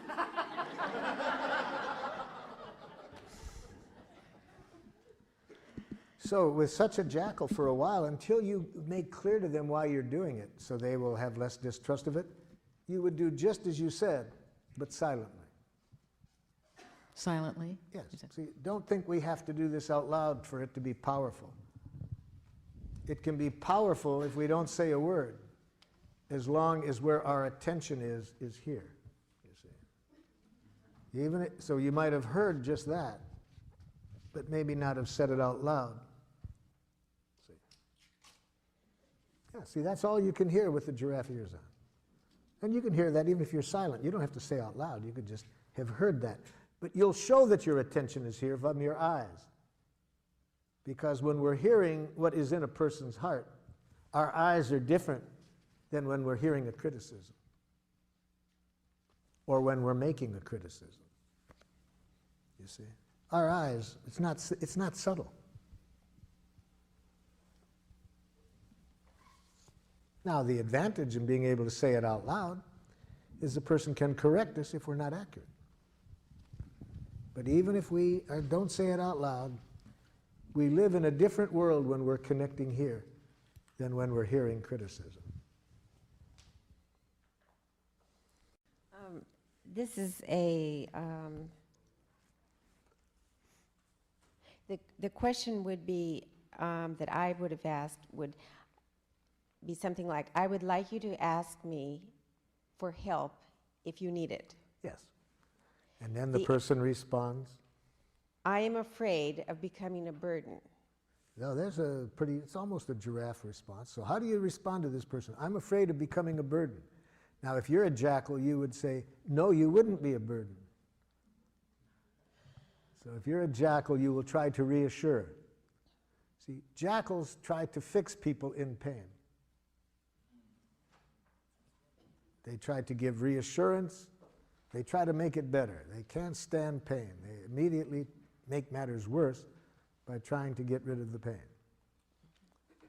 In the book, When Bad Things Happen to Good People, written by Rabbi Harold Kushner. He's talking about a very tragic time in his life when his oldest son is dying. And he said, what could be worse than watching my son die? What could be worse were the things that good people were telling me to make me feel better that made me feel worse. And what could be even more horrible than that? What they were doing, what they were saying that made me feel worse were exactly the things I had been saying to other people for 20 years in my role as a rabbi. See, he had been responding by trying to make it better. See? So we don't want to do that now. This is an important message. Well, I'm afraid that I'll be a burden. So put on giraffe ears. What is this person feeling and needing when they say that?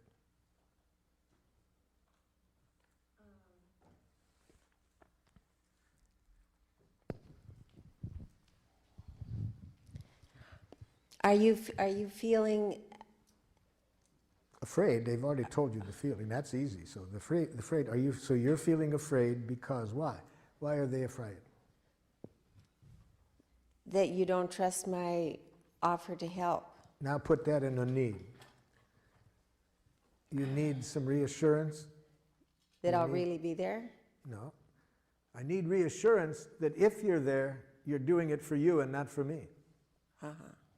See, they want to be sure that if you're giving out of self-fullness, not selflessness. Now, what about if you're not 100%? Don't do it.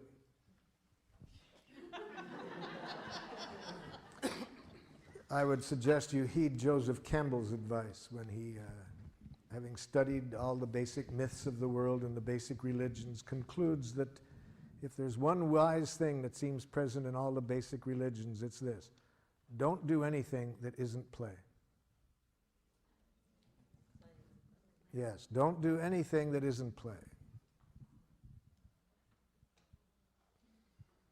And it'll be play if you're meeting your own needs. So don't do things for other people. Well, the only right way is Hold your it, way. hold it. Your ears just dropped off. Put your ears back on, because if your ears are on, you will never hear the word right. It doesn't exist. If you hear that word, it's going to be toxic. Never hear another person telling you what's right.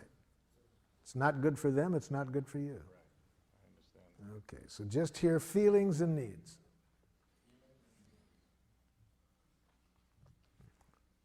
I tell you 30 times, you don't listen. My God, can't you see this bed? Pardon? No, you don't. You're proving now you don't. Isn't it funny if how you were listening, you wouldn't say, I listen. Isn't it funny how he always comes in? Pardon? It's funny how he always comes in. Yeah. So, what's this person feeling and needing?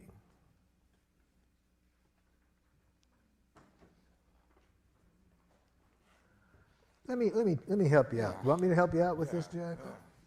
Let me put on some giraffe ears here. So, Jackal, is it that it's frustrating when you have a certain sense of order and you'd really like to have that order maintained in the house? Well, that's a part of it, but that's not the only thing. I've told him over and over again. Oh, so is it that you feel hurt because you have a need to feel like your needs matter? Yes. It's like this doesn't matter to him. He doesn't care. So what's really the pain for you in this is your need to feel like you matter, that your needs matter. Yes.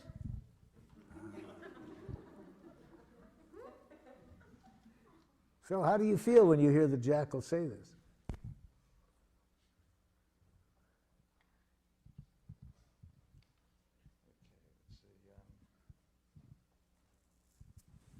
I'm feeling like I don't, well, that's not a feeling.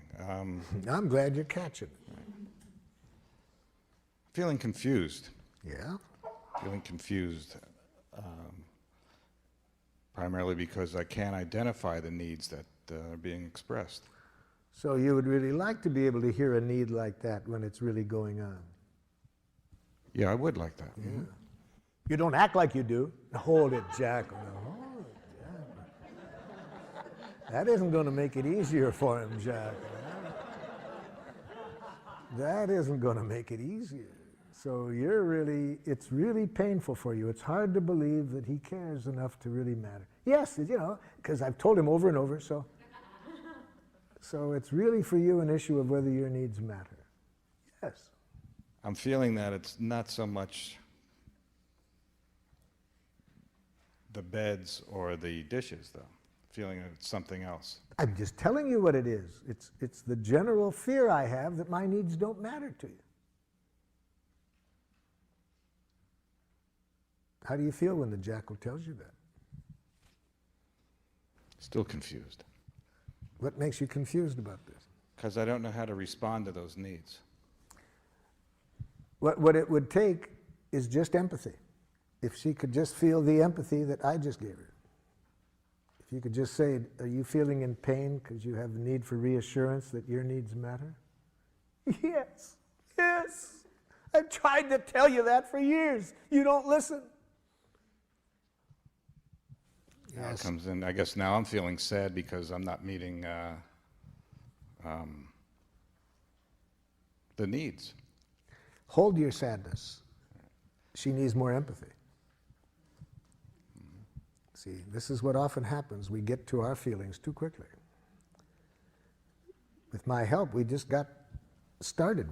This is not the end. There's a lot more pain in there that she needs empathy for before she can hear your sadness. So, Jackal, am I hearing you that for you the real painful issue here is not being confident that your needs matter?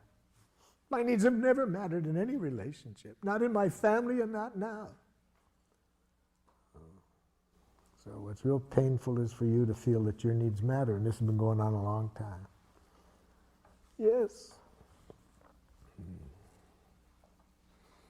Yes, I do everything I can. I've told him over and over again. So you do everything you know how, and when your needs still don't get responded to, it really hurts. Yes. Now, see, it hasn't been easy for me to give this jackal empathy. I was wanting to jump in and educate her, but the way you're asking for it, Jackal, I think is going to make it hard for people to give it to you, see. I've wanted to say that almost every time. So I had to take a deep breath and realize empathic connection before education.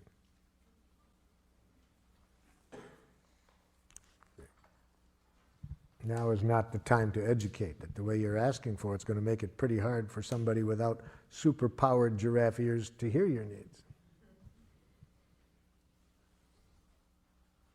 Question on that. Doesn't this situation require some kind of resolution or solution? Yes, or yes, and almost yes. And the resolution, the solution will find us when the connection is there. Now, what connection? You see,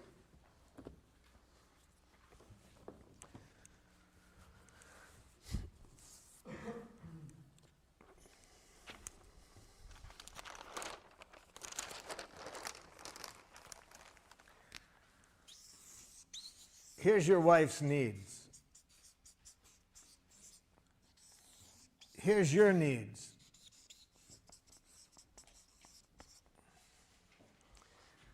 When she hears your needs without hearing any criticism or demand,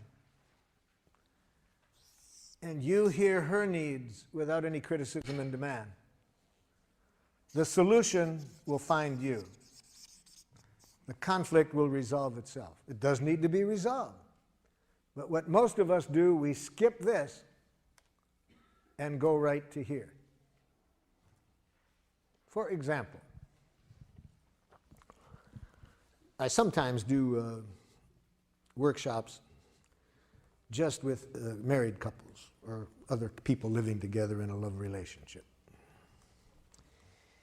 And what we do to begin the workshop, we identify the couple who has had a conflict, the longest outstanding conflict that could not be resolved. And I make a prediction, and it's right. My prediction has been accurate in maybe, I'm sure, at least 75% of the cases. But my prediction is this. that we will resolve the conflict within 20 minutes. Within 20 minutes from the point at which both parties can tell me what the other party is needing. Okay? Now, one time we found a couple married 39 years. 39 years had a conflict, had not been able to resolve this conflict. The wife said to me, Marshall, I can tell you right now, we're not going to be able to resolve this within 20 minutes. We have a good marriage, we communicate well, but this is just one of those things that we're different people and we just have a conflict here. Now I said, let me correct one thing. I didn't say we're going to resolve it within 20 minutes. I said within 20 minutes from the point at which you can both tell me what the other party is needing. Oh, she said, Marshall, when you've been married 39 years and you've talked about something almost every day, I can tell you, we understand each other. The problem isn't that. We're just two different people in this issue. Well, I said, I've been wrong before. I can sure be wrong this time, but let's see. We'll find out within 20 minutes. So first, tell me what his needs are in this situation. He doesn't want me to spend any money. He responds immediately, that's ridiculous. 39 years of communication.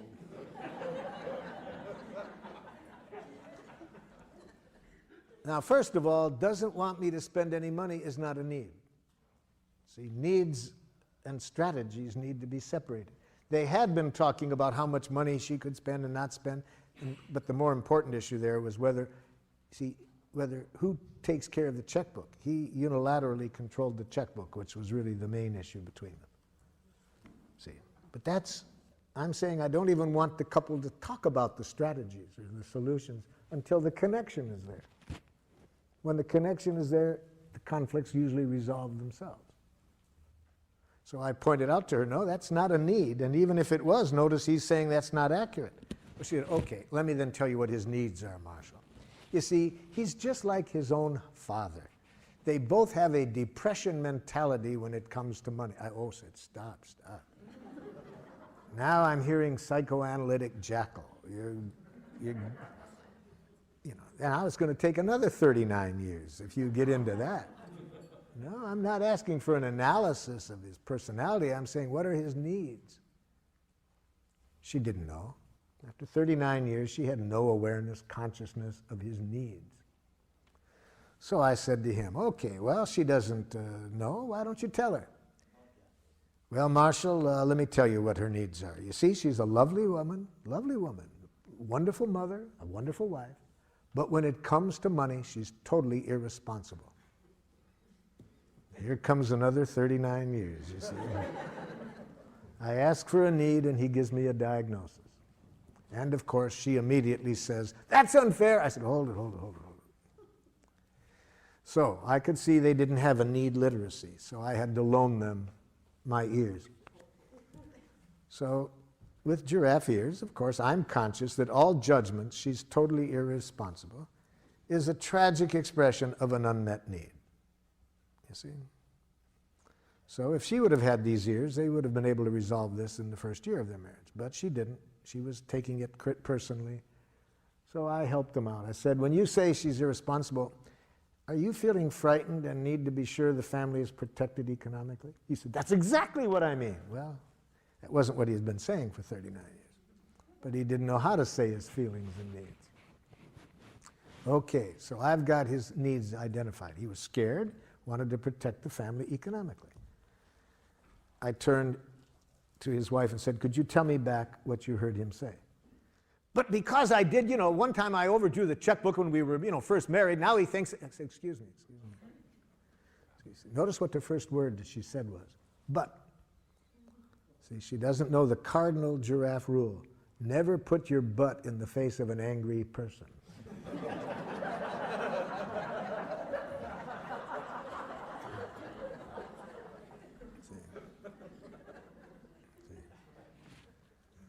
I said, what are his feelings and needs? But, no. What are his feelings and needs? Want me to repeat them? Yeah. I hear him saying he's scared. Well, but, no, hold it. calm down, calm down. Hear his feelings and needs. See, but after 39 years of enemy image, it's not easy for somebody to shift these images, you see. Once we get one of these images in our mind of the other person's wrongness, even when they are expressing their needs, we don't hear it. These enemy images are hard to get past, you see.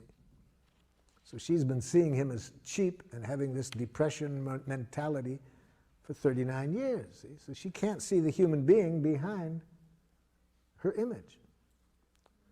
I said, let me repeat it again. I hear him saying he's scared because he needs to protect needs to protect the family economically. Can you say back? Yeah, he thinks I'm irresponsible. Let's try it again. After 3 more repetitions, finally, she could hear his needs and feelings separate from her judgments. Finally. Yes? Did you try to empathize with her at any point? Or did you just keep repeating his need and try to get her to Yes. After I had tried twice to get her to hear it, I could see she was in too much pain to hear him. So I had to do what I was just demonstrating like this. Actually, I had needed to give her some emergency first aid empathy. So you did do that. Before I could pull her by the ears to get her to hear him. So if after I tried 2 times to pull the jackal by the ears, it's hard to do that because they keep trying to bite, you know, then I back off. So it really hurts when you hear criticism. Yes, yes, I mean, blah, blah, blah, blah, blah, blah. Yeah, and so you really need to be trusted. Yeah. Okay. Now I'd like to repeat what he said, and I'd like to have you tell me back what he heard. So yeah, I did have to do a little bit of cleaning up the mess before I could. See, every image that she's heard in the past, every criticism, which she'd heard for years she was irresponsible. Now it's hard for her to hear the need that was being expressed all along behind that. So finally I get her to hear his feelings and needs. Okay, we're halfway through. Now this much took me an hour. Okay, now I try to help her. So could you tell me now what your needs are? Well, just because I made them, you know, I overdrew the checkbook, you know, before, you know, that doesn't mean I'm going to do it again. He said, yes, but we could be out of money, but excuse me. So, you're really frustrated, and if I hear you correctly, you have a need for some trust that you can learn how to handle money. Yes. Okay. Husband, could you tell me back? Yeah, and we'll be out of money by then. Excuse me. Can you tell me what her feelings and needs are? Would you like me to repeat it? Yes. Okay. About 3 more repetitions, he hears her. It didn't take 20 minutes to resolve it at that point, you see. Whenever I go into situations where there's been a lot of conflict, I don't even allow the people to talk about strategies until they're connected at the heart level. I was working with 2 tribes in northern Nigeria, one Christian tribe and one Muslim tribe. 1/4 of the population killed in 1 year. 1 out of 4 people killed. Took my colleague 6 months to get them to agree to come into a room together. During that 6 months, 60 people killed. So by the time it took us to get everybody into a room together, 60 people killed. So now it's not a husband and wife I have on opposite ends of the table, but the chiefs of 2 tribes. I start the same way I did with the husband and wife. I'd like to hear you express your needs. What needs are not being met? I'm pretty much guessing ahead of time I'm not going to get an answer to my question, because if people had been communicating at the need level, there wouldn't have been 100 people dead. So I wasn't surprised when instead of getting an answer to my question, I got this back. These people are murderers. Well, you've been trying to dominate us. See, I ask for needs, I get back diagnoses. So just as with the husband and wife, I put my ears on, translate each statement into a need, get the other side to hear it. It wasn't easy. I had to do a lot of first aid empathy to get, because like when I got this person behind murderers was, so you are frightened of any use of violence to resolve conflict and want some agreement to resolve it in some other way? Yes, exactly. Okay. Could you say back what you heard? Then why did you kill my child? So it wasn't too easy. But anyway, it took about an hour again for me to get one need expressed, one need heard, one need expressed, one need heard. And one of the chiefs who hadn't spoken yet said to me, if we know how to communicate this way, we won't have to kill each other. See, it just took 1 hour to see that if they can just stay connected at the heart level, nobody has to die. There's plenty of resources for getting everybody's needs met. But we lose that when we get up into our head and start to analyze wrongness. Yes? But does this need understanding develop into a, well, sort of a, not necessarily give and take, but where one person would give in to the other person's need? No compromising in Giraffe. Not necessary to compromise. Everybody's needs can get met. Nobody has to give in. Nobody has to give anything up. Because I agree with you, I have to say, and especially when it comes to doing things for other people, because my theory is that if I do something for someone else, that gives a person power over me.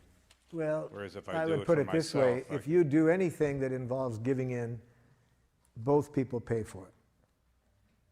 Nothing has been resolved. It's going to create problems.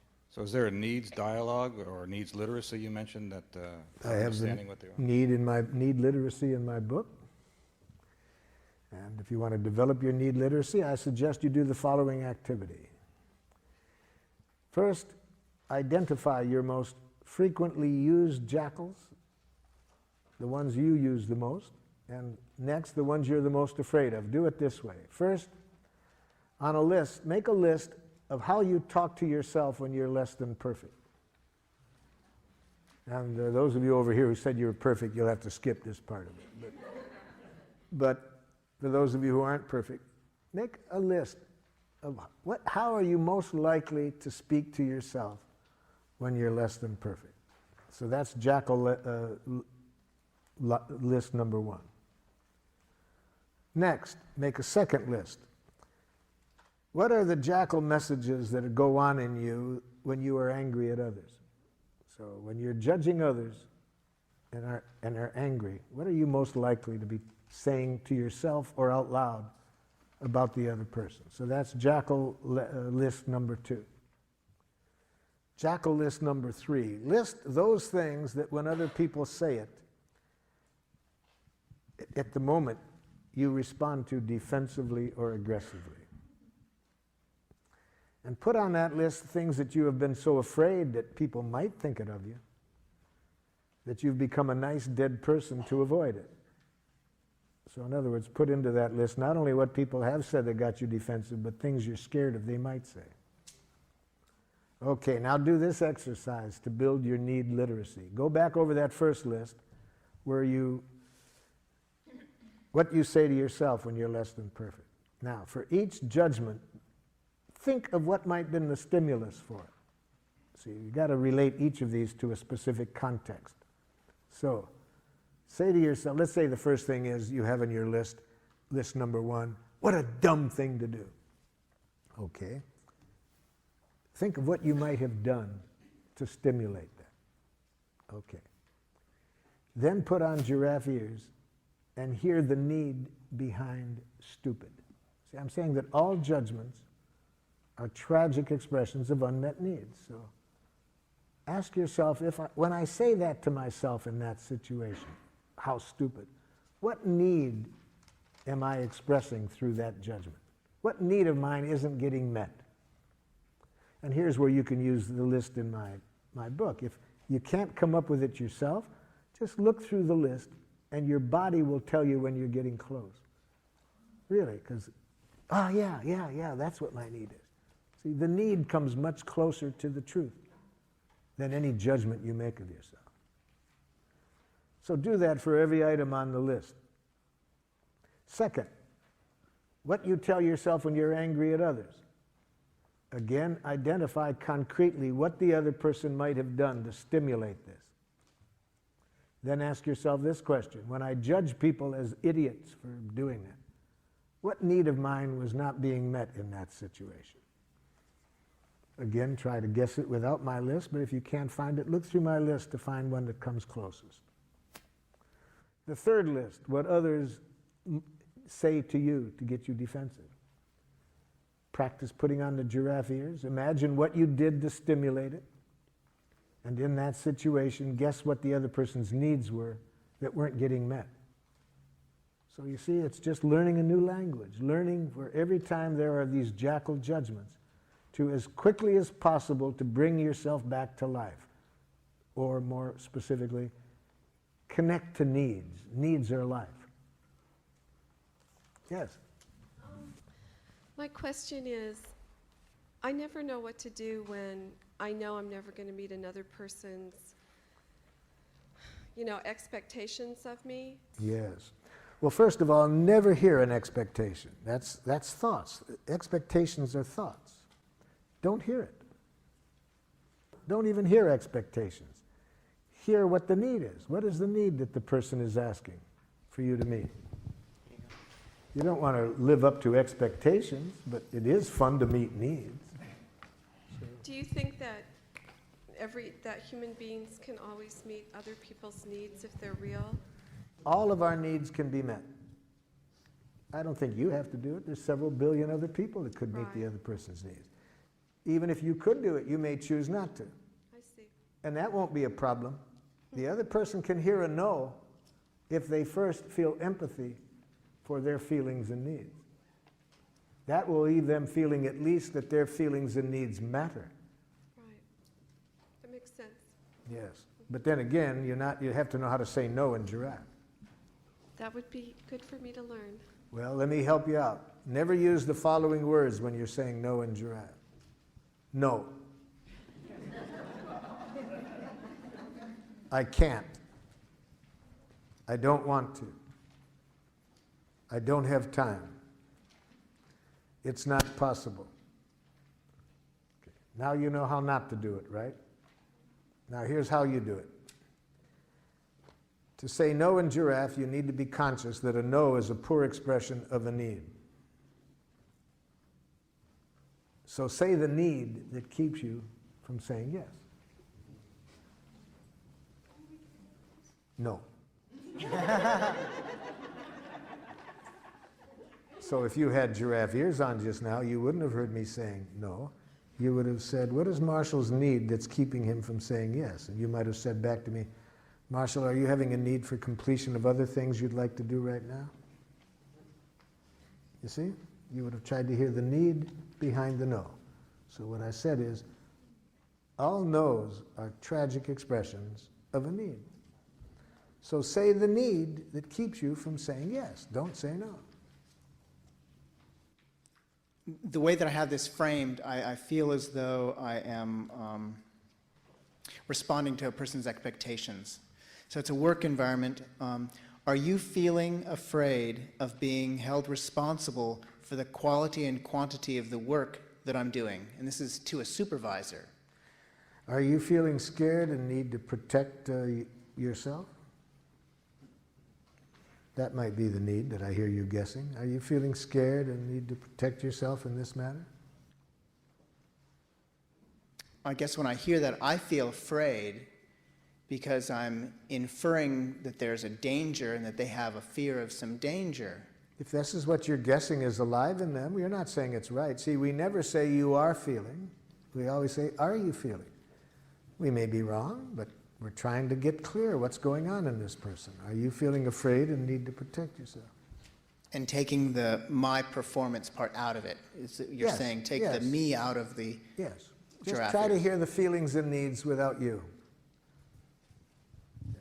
We know what that is in this situation. They're talking to you about some things you've done or haven't done. So in the context, we're pretty clear what's going on. What we want to hear now is their feelings and needs.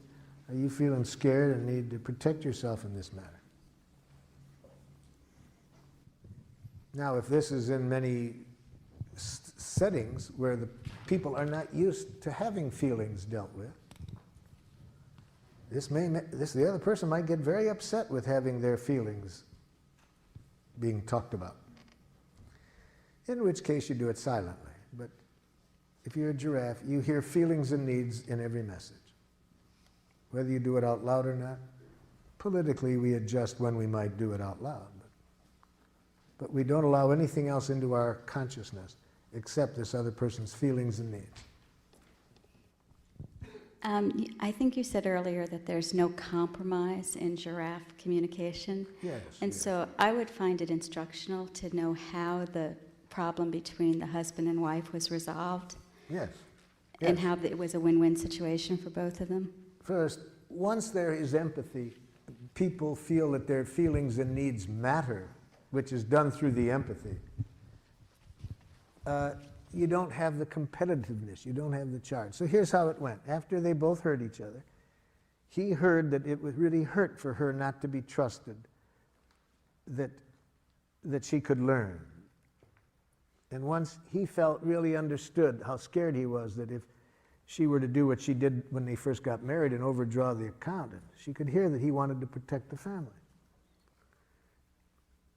I think most 6-year-old children could resolve the conflicts that get nations into wars in which thousands are killed if you gave the 6-year-olds, you said, look, here are the needs on both sides. Here are the resources. I'm confident most 6-year-olds could solve the conflict. So in this, it doesn't take a genius. What did it do? She said, I want a trial period to learn how to do it. First he said, I'm scared because, you could go through a lot of money learning. So she agreed that during the trial period he would supervise her until he felt comfortable that she knew how to do it. Okay, that took about 7 minutes. But they hadn't been able to get to that in 39 years because of all the enemy images, the hurt, and so forth.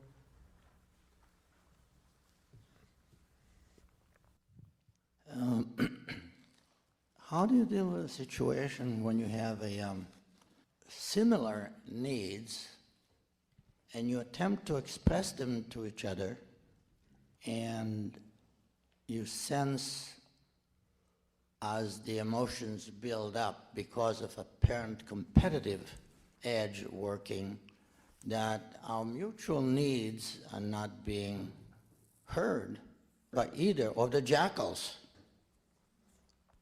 Then you either need to get a third party to give both of them the empathy they need to hear each other. So if the two people are in pain, they don't know how to give themselves enough empathy to be able to hear the other side, then you need to get a third party to give the empathy to each of them so that they can then hear each other. And that third party should be together with these two individuals or separately? There's different ways to do that. They're together, there's some advantages. But it could be that to give empathy to both sides separately and then help each side to hear the other side and then bring them together. Mm-hmm. Thank you.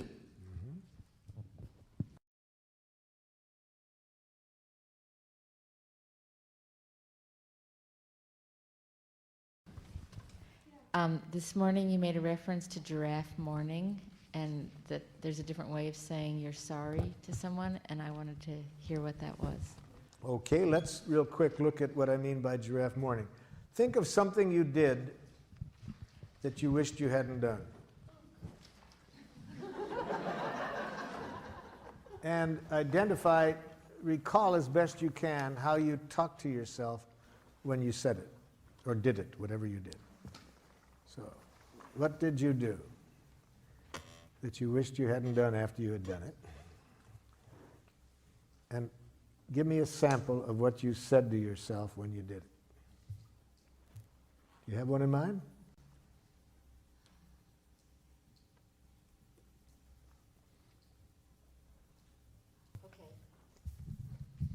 That I was feeling defensive and I criticized someone. So, what you did is you said some things to another person that you wished you hadn't done. Right. Okay, and what did you say to yourself when you did that? Well, usually in the moment I feel, defensive of myself. No, I want to concretely know, for this exercise, I need to know concretely what you say to yourself when you behave in a way you don't like. This is very important to answer your question about giraffe morning. It's very important to identify what your inner educator is saying to you. See this? All of us have an inner educator whose function it is to educate us when we are less than perfect. Now, most of us made the mistake of sending our inner educator off to a brutal Jackal Academy for inner educators. And so it's important to be conscious of how our inner educator talks to us. So that's what I'm asking you. When you said what you did to your husband, what did your inner educator, how did your inner educator try to educate you? It said what to you about what you had done? In the moment or later? Either one. Well, the point when I start to feel regret or sorry is later. Which So- at any point, what did you say to yourself about what you had done? Okay. I said, I'm a bad person. Now that's enough, you see. See, your inner educator tries to educate you through penitence, through making you hate yourself for what you've done. It uses language that implies there's such a thing as a bad person. All right. Now, if you apologize out of that energy, that's Jackal. Any apology that comes out of thinking you did something wrong is not going to be good for you or the other person.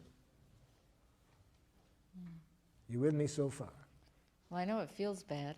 Yeah, it feels bad. And I really want you to feel bad in this situation, but I want you to feel a sweet bad. A sweet bad that will help you learn from this without hating yourself. When you have a thought in your head that you're a bad person, that's ugly bad. That's a punitive bad. That'll first of all make it hard to learn. And even if you do learn, it's out of self-hatred. So whatever changes you make are at great cost.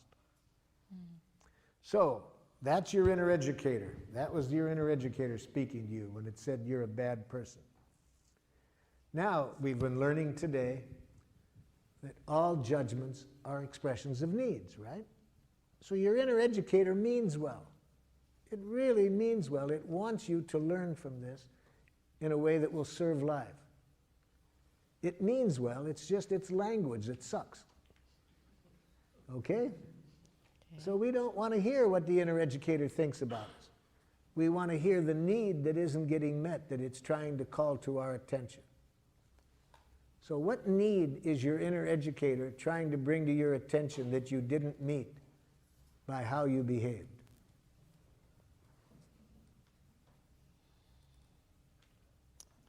A need to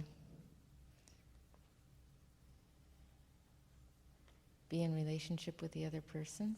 A need, in what kind of relationship? A mutual understanding, respectful. Right. So it didn't meet your need for respecting and understanding the other person. Yeah. And how do you feel when that need isn't met?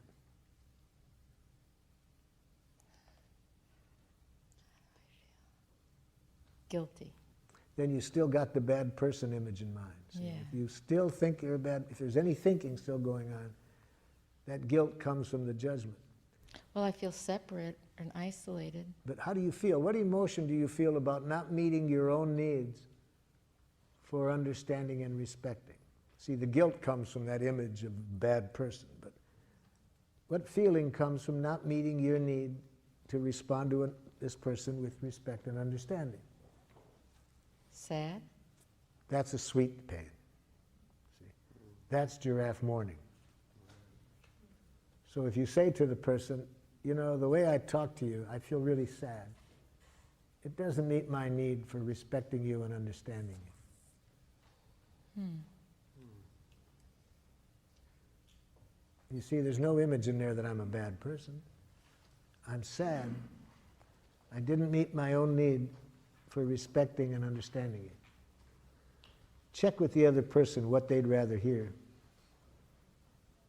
Whether they'd rather hear the giraffe mourning or the apology that you're a bad person. Yes. I'm having a little problem trying to find the teeth in this model somehow. it seems like everything is, even though we're talking that it's on a feeling level, everything seems, the way I'm interpreting anyways, is sort of on a mental level as opposed to an emotional level.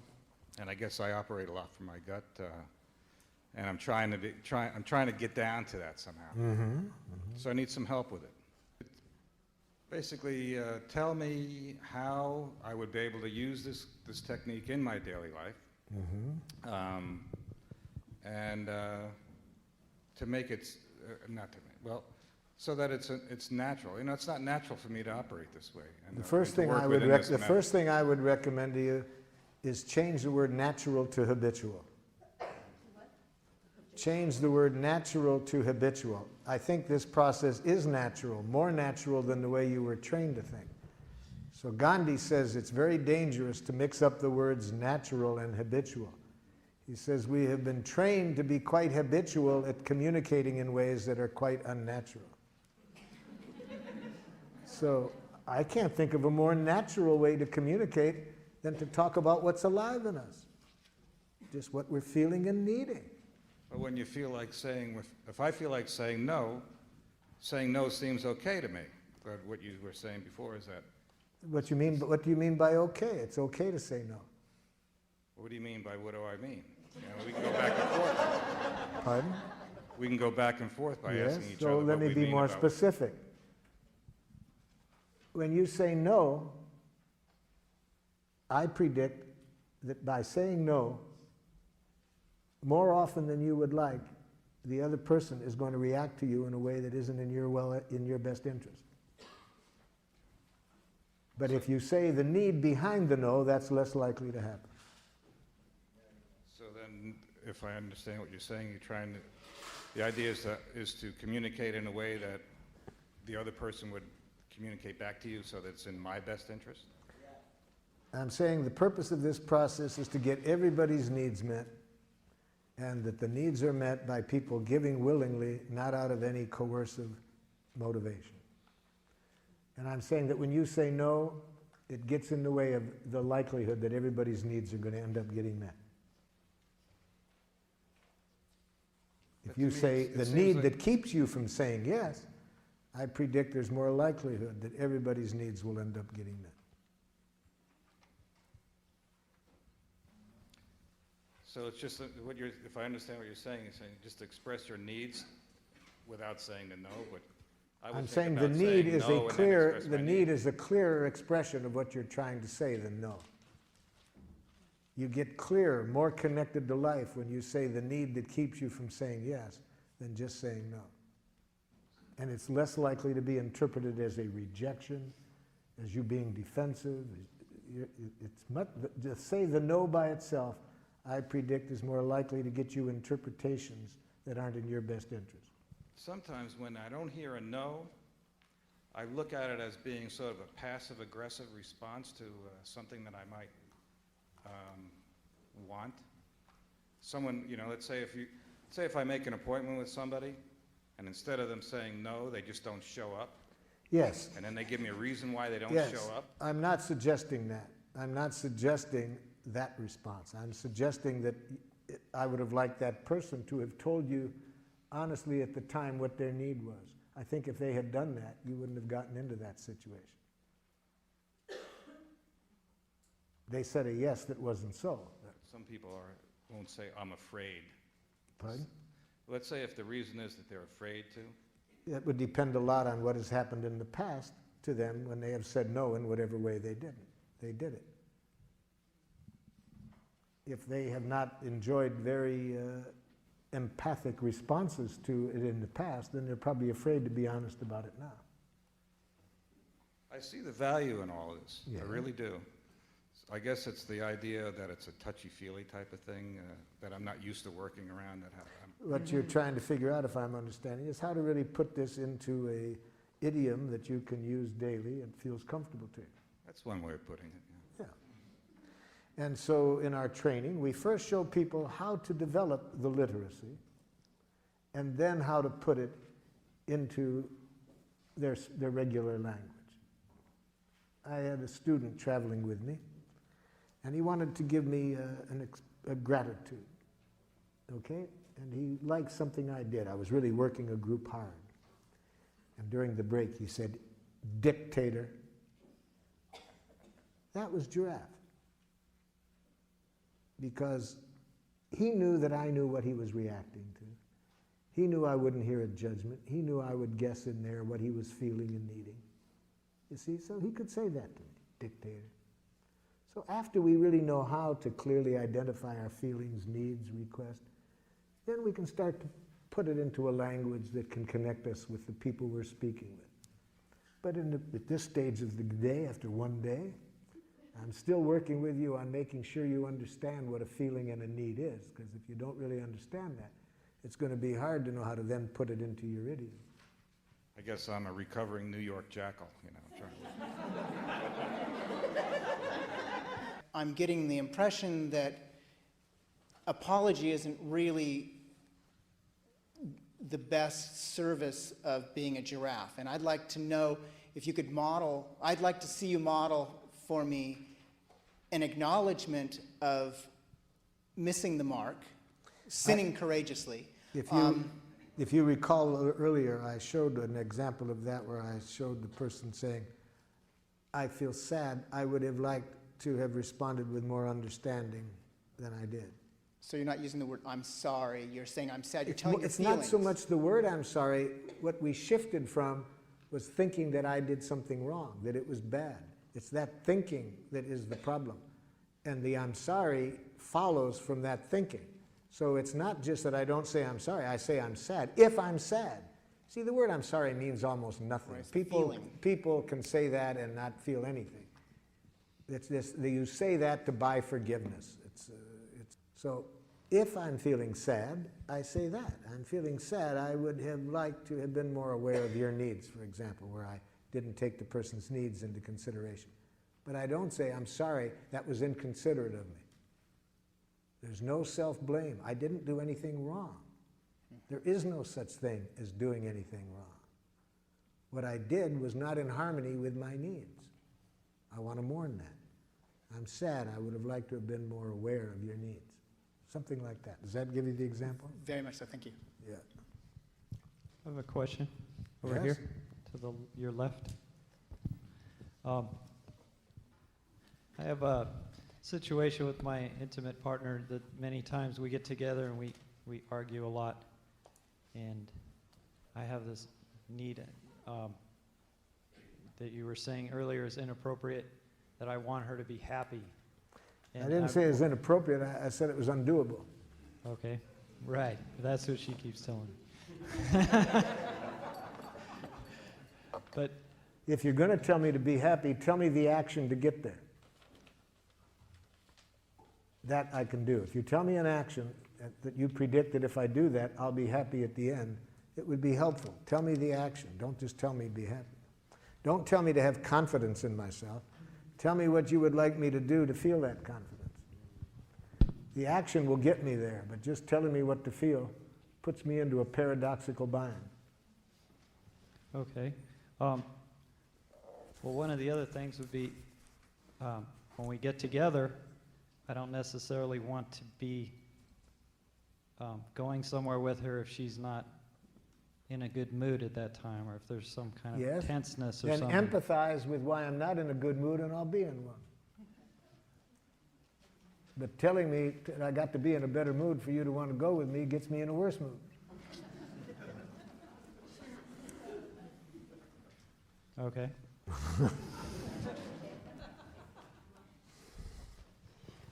I'm wondering if there's some times when it's over here. It's I'm feeling some anxiety about a trip I'm planning to visit my mother soon, and we have a dynamic where she really wants to help me figure out every detail of what I'm doing during my stay, and I like to be left So alone. let me show you how to do it. And I'm afraid that if I talk to her like this, it's going to make matters much worse. Okay, then we'll teach you how, if it does, we'll show you how to enjoy it when it gets worse. Okay. But first, let me show you the first thing to do. If we want a person to consider another behavior than the one they're doing, start the communication by showing them that what they're doing is the most precious thing they could be doing. this way, empathy.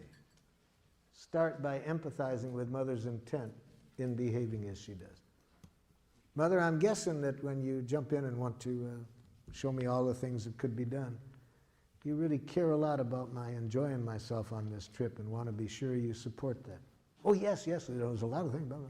Yeah, so it's really very important to you that I have a good time and you want to contribute to it.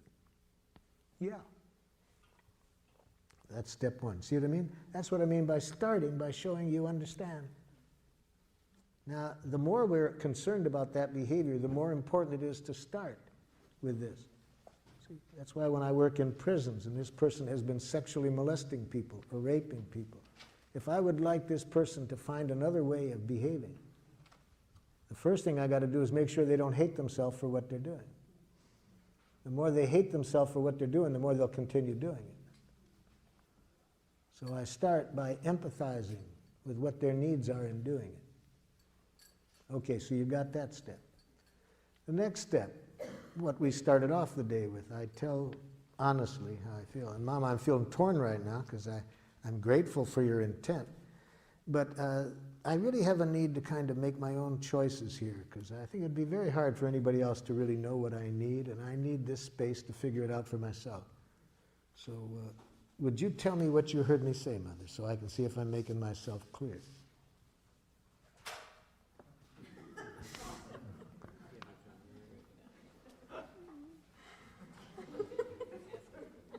So now I know Mother didn't hear me. Now I know Mother didn't hear my needs. She probably heard a rejection. She probably heard that she's not valued. So, but it's important that I not think that her reaction is because of what I said. If I express my feelings and needs, it would be impossible for a person to react this way if they heard it. They would have gotten a gift. They would have the eyes of a little child getting a gift from Santa Claus. That doesn't look like what Mother's looking like right now. So Mom, could you tell me what you just heard me say? You don't want me. So you heard it kind of as a rejection, Mother. Of course, how else could I have heard it?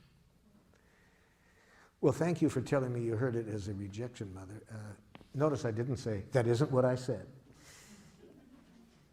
See, if you want to have people understand you differently, never tell them, you're misunderstanding me. Never say, that isn't what I said. Say, thank you for telling me that's what you heard. I can see I didn't make myself clear. I'd like to try again, Mother. As I do value very much your offering to help, but I have a need to kind of get my own needs clear and structure my own time. Can you tell me what you hear me say? So you think I don't have any intelligence about helping you. Thank you for telling me that's what you're hearing, Mother. I'd like you to hear it differently. I'd like you just to hear my needs, that I have a real need to kind of sort things out for myself and structure my own time. Could you tell me what you heard? See, you have a need to kind of get clear for yourself what you want and to figure things out. Thank you, Mother. See how easy it is to get empathy from a jackal? Just about 3 ear pulls and I got it, right? Now, there are some 8-pull jackals, too, I know that. But I can tell from how sweet you are, your mother is a 3-pull jackal. Thank you.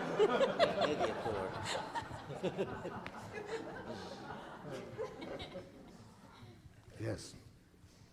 You mentioned earlier this morning about enjoying suffering. Could you elaborate on that? Oh, yes, that's very important. Thank you for bringing back to me about it. Okay, a friend of yours says this to you. I'm a nothing. I'll never amount to anything. Look, I'm an assistant clerk at age 45. And my brother's a head of his company. And my sister is a top attorney. And I'm a nothing. Okay? Now, to enjoy this person's suffering, we have to release ourselves from 2 kinds of responsibility. First, that we didn't cause the pain. And we want to release ourselves from that, especially when the other person is trying to make us believe we did cause the pain. See, so if this person had started, and you're at fault for all of this, why am I nothing?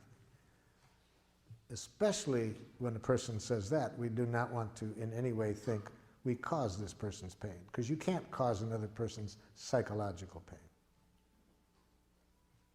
Well, in this case, the person wasn't saying that, so that's pretty easy to liberate ourselves from feeling responsible. But the second one is the hard one. To think we have to fix it, to make the person feel better. The more we think it's our job to make a person feel better, the more we're going to make it worse. Because you can't fix people. The good news is you don't have to. There is a very powerful healing energy always available if we don't block it. And how do we block that energy? By trying to fix things ourselves. So how do we help that energy do the job? By empathy. And empathy requires presence, just to be present. When we are just present, when we are remembering the Buddha's advice, don't do something, stand there. When we do that, and that energy works through us, there is a precious connection between that person and us. And that precious connection is what I mean by enjoy the pain, to enjoy that precious connection. And whether this person's feeling joy or pain, if we are present there with them, that's what I mean. But we block that beautiful energy whenever we step in and think we have to fix things. So if we say, oh, there, you'll feel better, it'll get over it, we make it worse. When we start to give advice, we make it worse. So what does that look like? So you're feeling really discouraged and really would like to have achieved more in your life at this moment than you've done. Yes, I've had every opportunity, and look at me, I've just never made use of anything, you know. Yeah, so you're really discouraged and frustrated and would really have liked to have made different use of some things than you have. Yeah. See, I'm just present, not trying to fix it. And when that happens, there's a very precious connection. That's what I mean by enjoyment. And that precious connection does the healing, not your advice, not your whatever. Yes? Can you clarify the distinction between empathizing and sort of encouraging and supporting the soap opera of, you know, somebody who is somebody who's suffering, and sometimes by being there, it's sort of a subtle encouragement as opposed to the subtle encouragement that I think you're talking about comes about when this person is talking about what happened to them for the 50th time you've heard the story. So if I'm really listening to them, I don't hear what they talk about the past, because I know that the more they talk about the past, the less healing will take place. Right. So I interrupt. But I interrupt to bring the conversation to life. They're talking about the past, and I interrupt and I say, excuse me, but sounds like right now you're still feeling hurt because your need for respect wasn't met in that. See, because just letting them talk about the past and asking them questions about what happened about the past is to just keep the soap opera going. So I interrupt when they talk about the past, because we don't heal by talking about the past. We heal by talking about what's alive in us right now, stimulated by the past.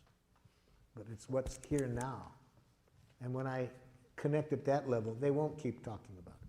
They'll heal. Last question, and then I'm going to get into the subject that I'd like to cover before the end. Yes?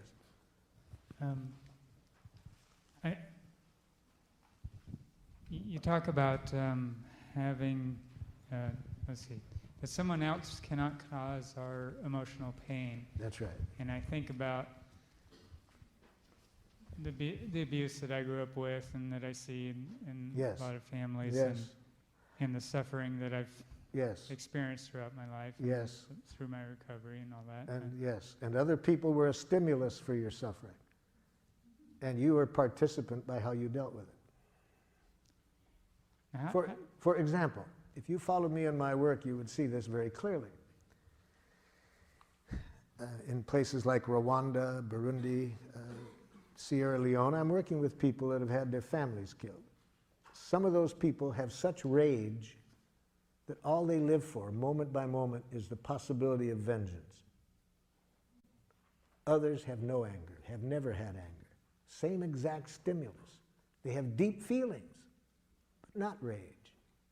So it is not the stimulus that determines how our emotional reaction is. That part is up to us. I work with some women, unfortunately a lot, who have been raped. And some of them feel shame, deep shame. Some feel rage. Some feel other things. So the same stimulus depends how people take it, whether they feel shame, rage, or other things. I'm working with a woman from Rwanda who had, she heard her 3 children being killed because she got to underneath the sink, hid underneath the sink in time. Her children didn't make it to the hiding place in time. They got killed. She heard them. She heard her husband being killed and her brother. She had to stay underneath there 11 days to save her own life because they stayed in the house after they killed the family. This woman has deep feelings, but never once has she had the kind of anger that makes her want to get vengeance. She's put all of her feelings, and lots of them, into preventing this happening to anybody else. You see? So the way she looked at it leads her to want to prevent this happening to anybody else. She came to my workshop because she wanted to know how to deal with the rage toward her from other people in her tribe who are furious with her that she won't join their efforts to kill the other people. Same stimulus, quite different reactions. Okay, so I had this stimulus, and somewhere I learned how to deal with it in the way that I had dealt with it, and I'm learning to change that now. Yes. The worst thing, of course, would be, no matter how you did choose to deal with it, is to think there was something wrong with how you chose to deal with it. I'm not wanting us to get into one way is right or wrong. I'm just saying that no matter what happens to us, the other person's responsible for what they did. I'm not saying the other person doesn't have responsibility. That's my question about accountability. That person's responsible for what they did and why they did it. We're responsible for how we deal with that.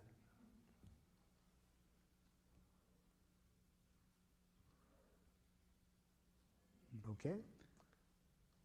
Let's get in. I'm just wondering how a child becomes responsible. I mean, still, children. The first thing I do is I wouldn't want to teach the child the lesson I just taught you until I had given that child all the empathy that child needed, and I would guess it would be a lot. So I can see myself dealing with a long time of hearing this child's enormous pain as a result of this. But then, in the course of this, I would be seeing this child having some pain created by how they looked at it. So I would see that they're creating pain on top of pain by how they looked at it. So, after the child had all the empathy he or she needed, then I would do what I could to get them to see it in a way that wouldn't create unnecessary pain for themselves.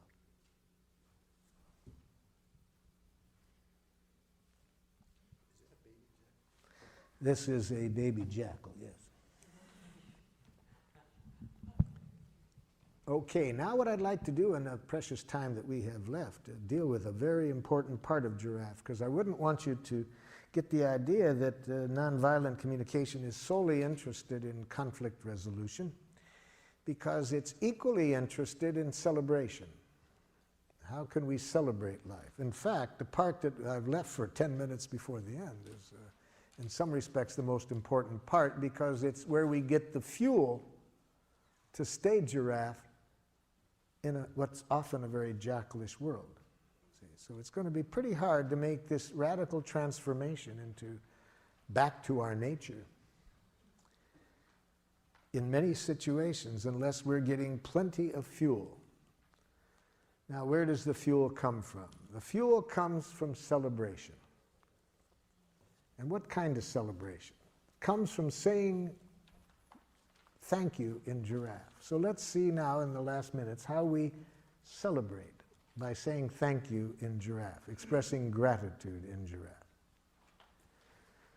And first, I'd like to remind you of how jackals say thank you.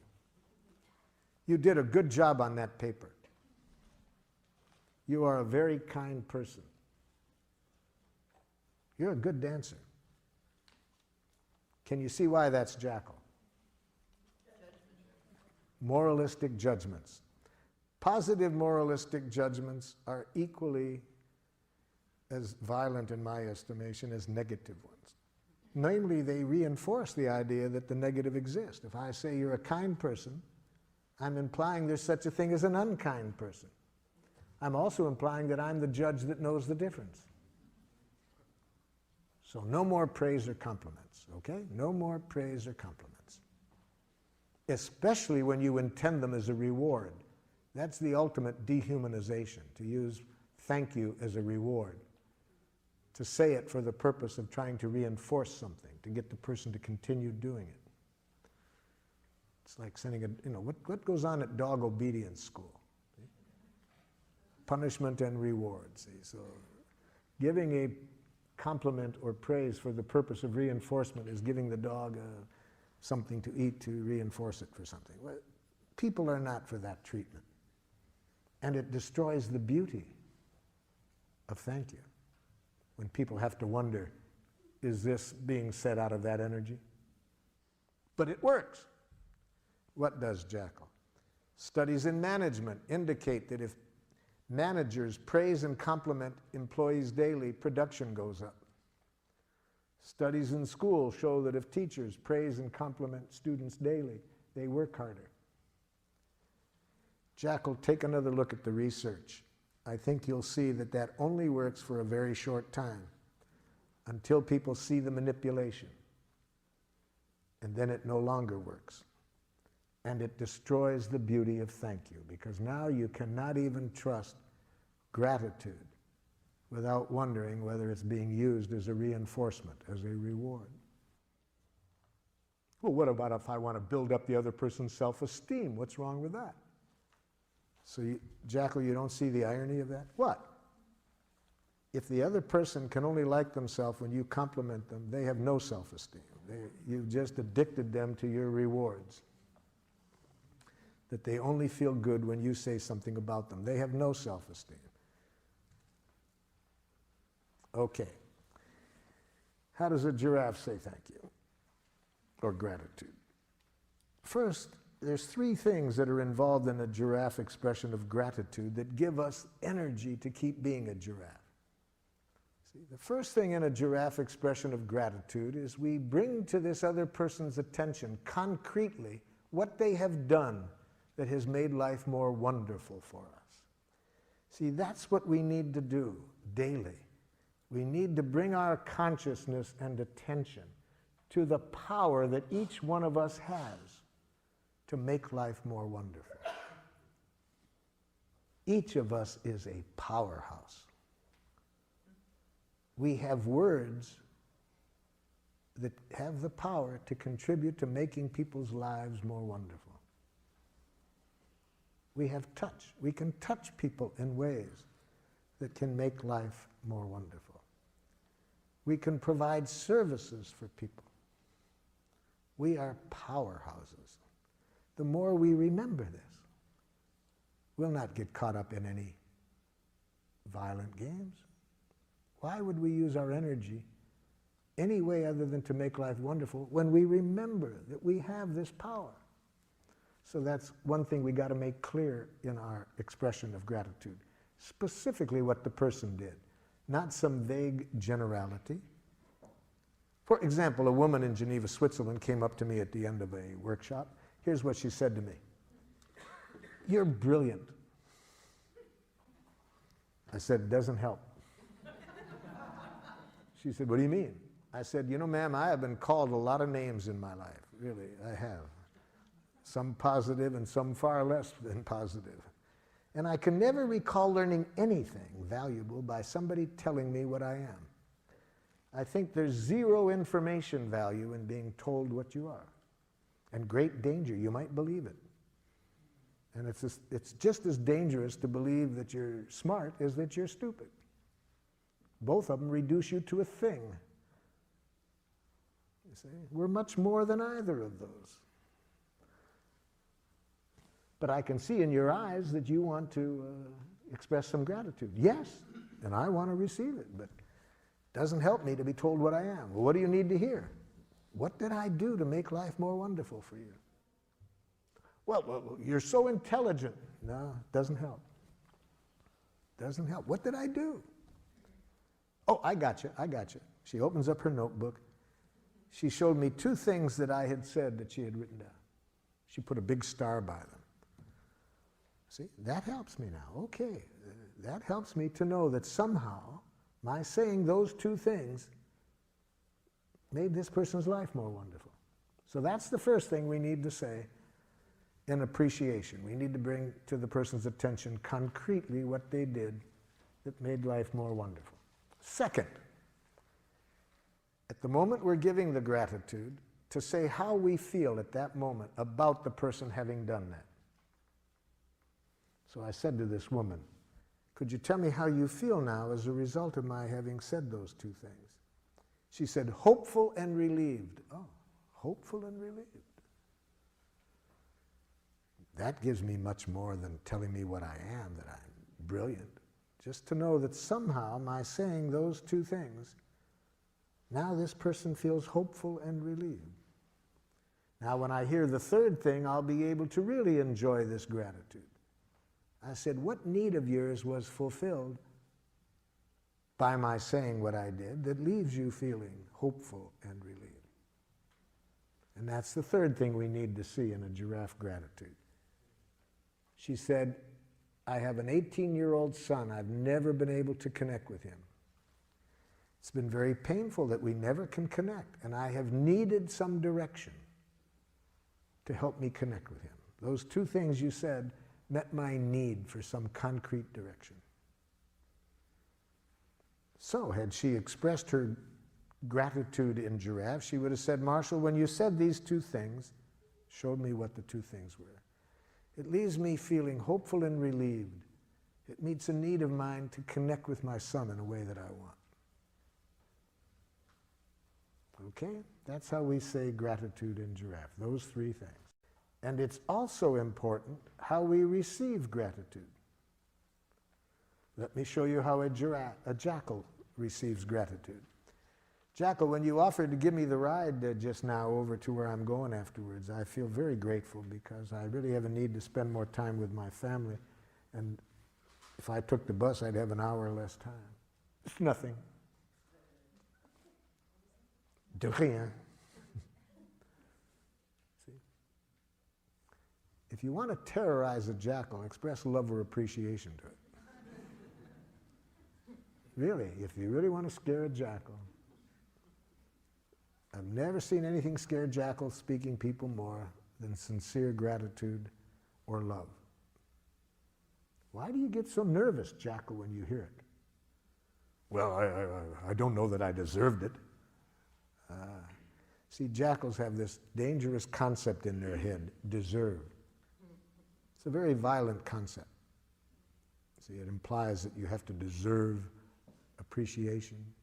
You do deserve punishment if you behave in a certain way. See, the concept of deserve is a key ingredient in a violent way of life.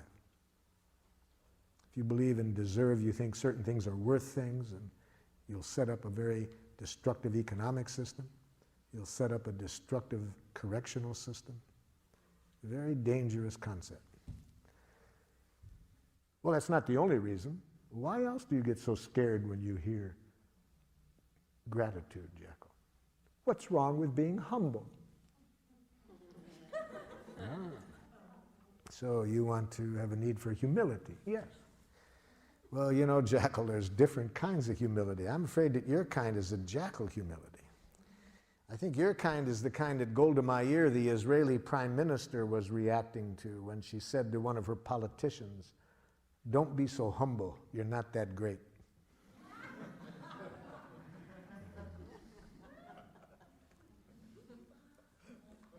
But the main reason that I believe that gratitude is so scary for many of us to receive is beautifully and poetically written in A Course in Miracles, where they say it's our light, not our darkness, that scares us the most. See, having been educated in this jackal way to hate ourselves, to think there's something wrong with us, it's a big jump to really see what I was saying, that we have enormous power to make life wonderful. And there's nothing we enjoy doing more than exercising that power. That's unfortunately, a pretty big jump for us to come to, but we can come to it. So that's how we say gratitude: observation, feeling in need, same literacy. Make sure it's coming from the heart to celebrate, and never to praise, compliment, reward. So any last comments or questions before our time runs out? I'm grateful for all your time and attention.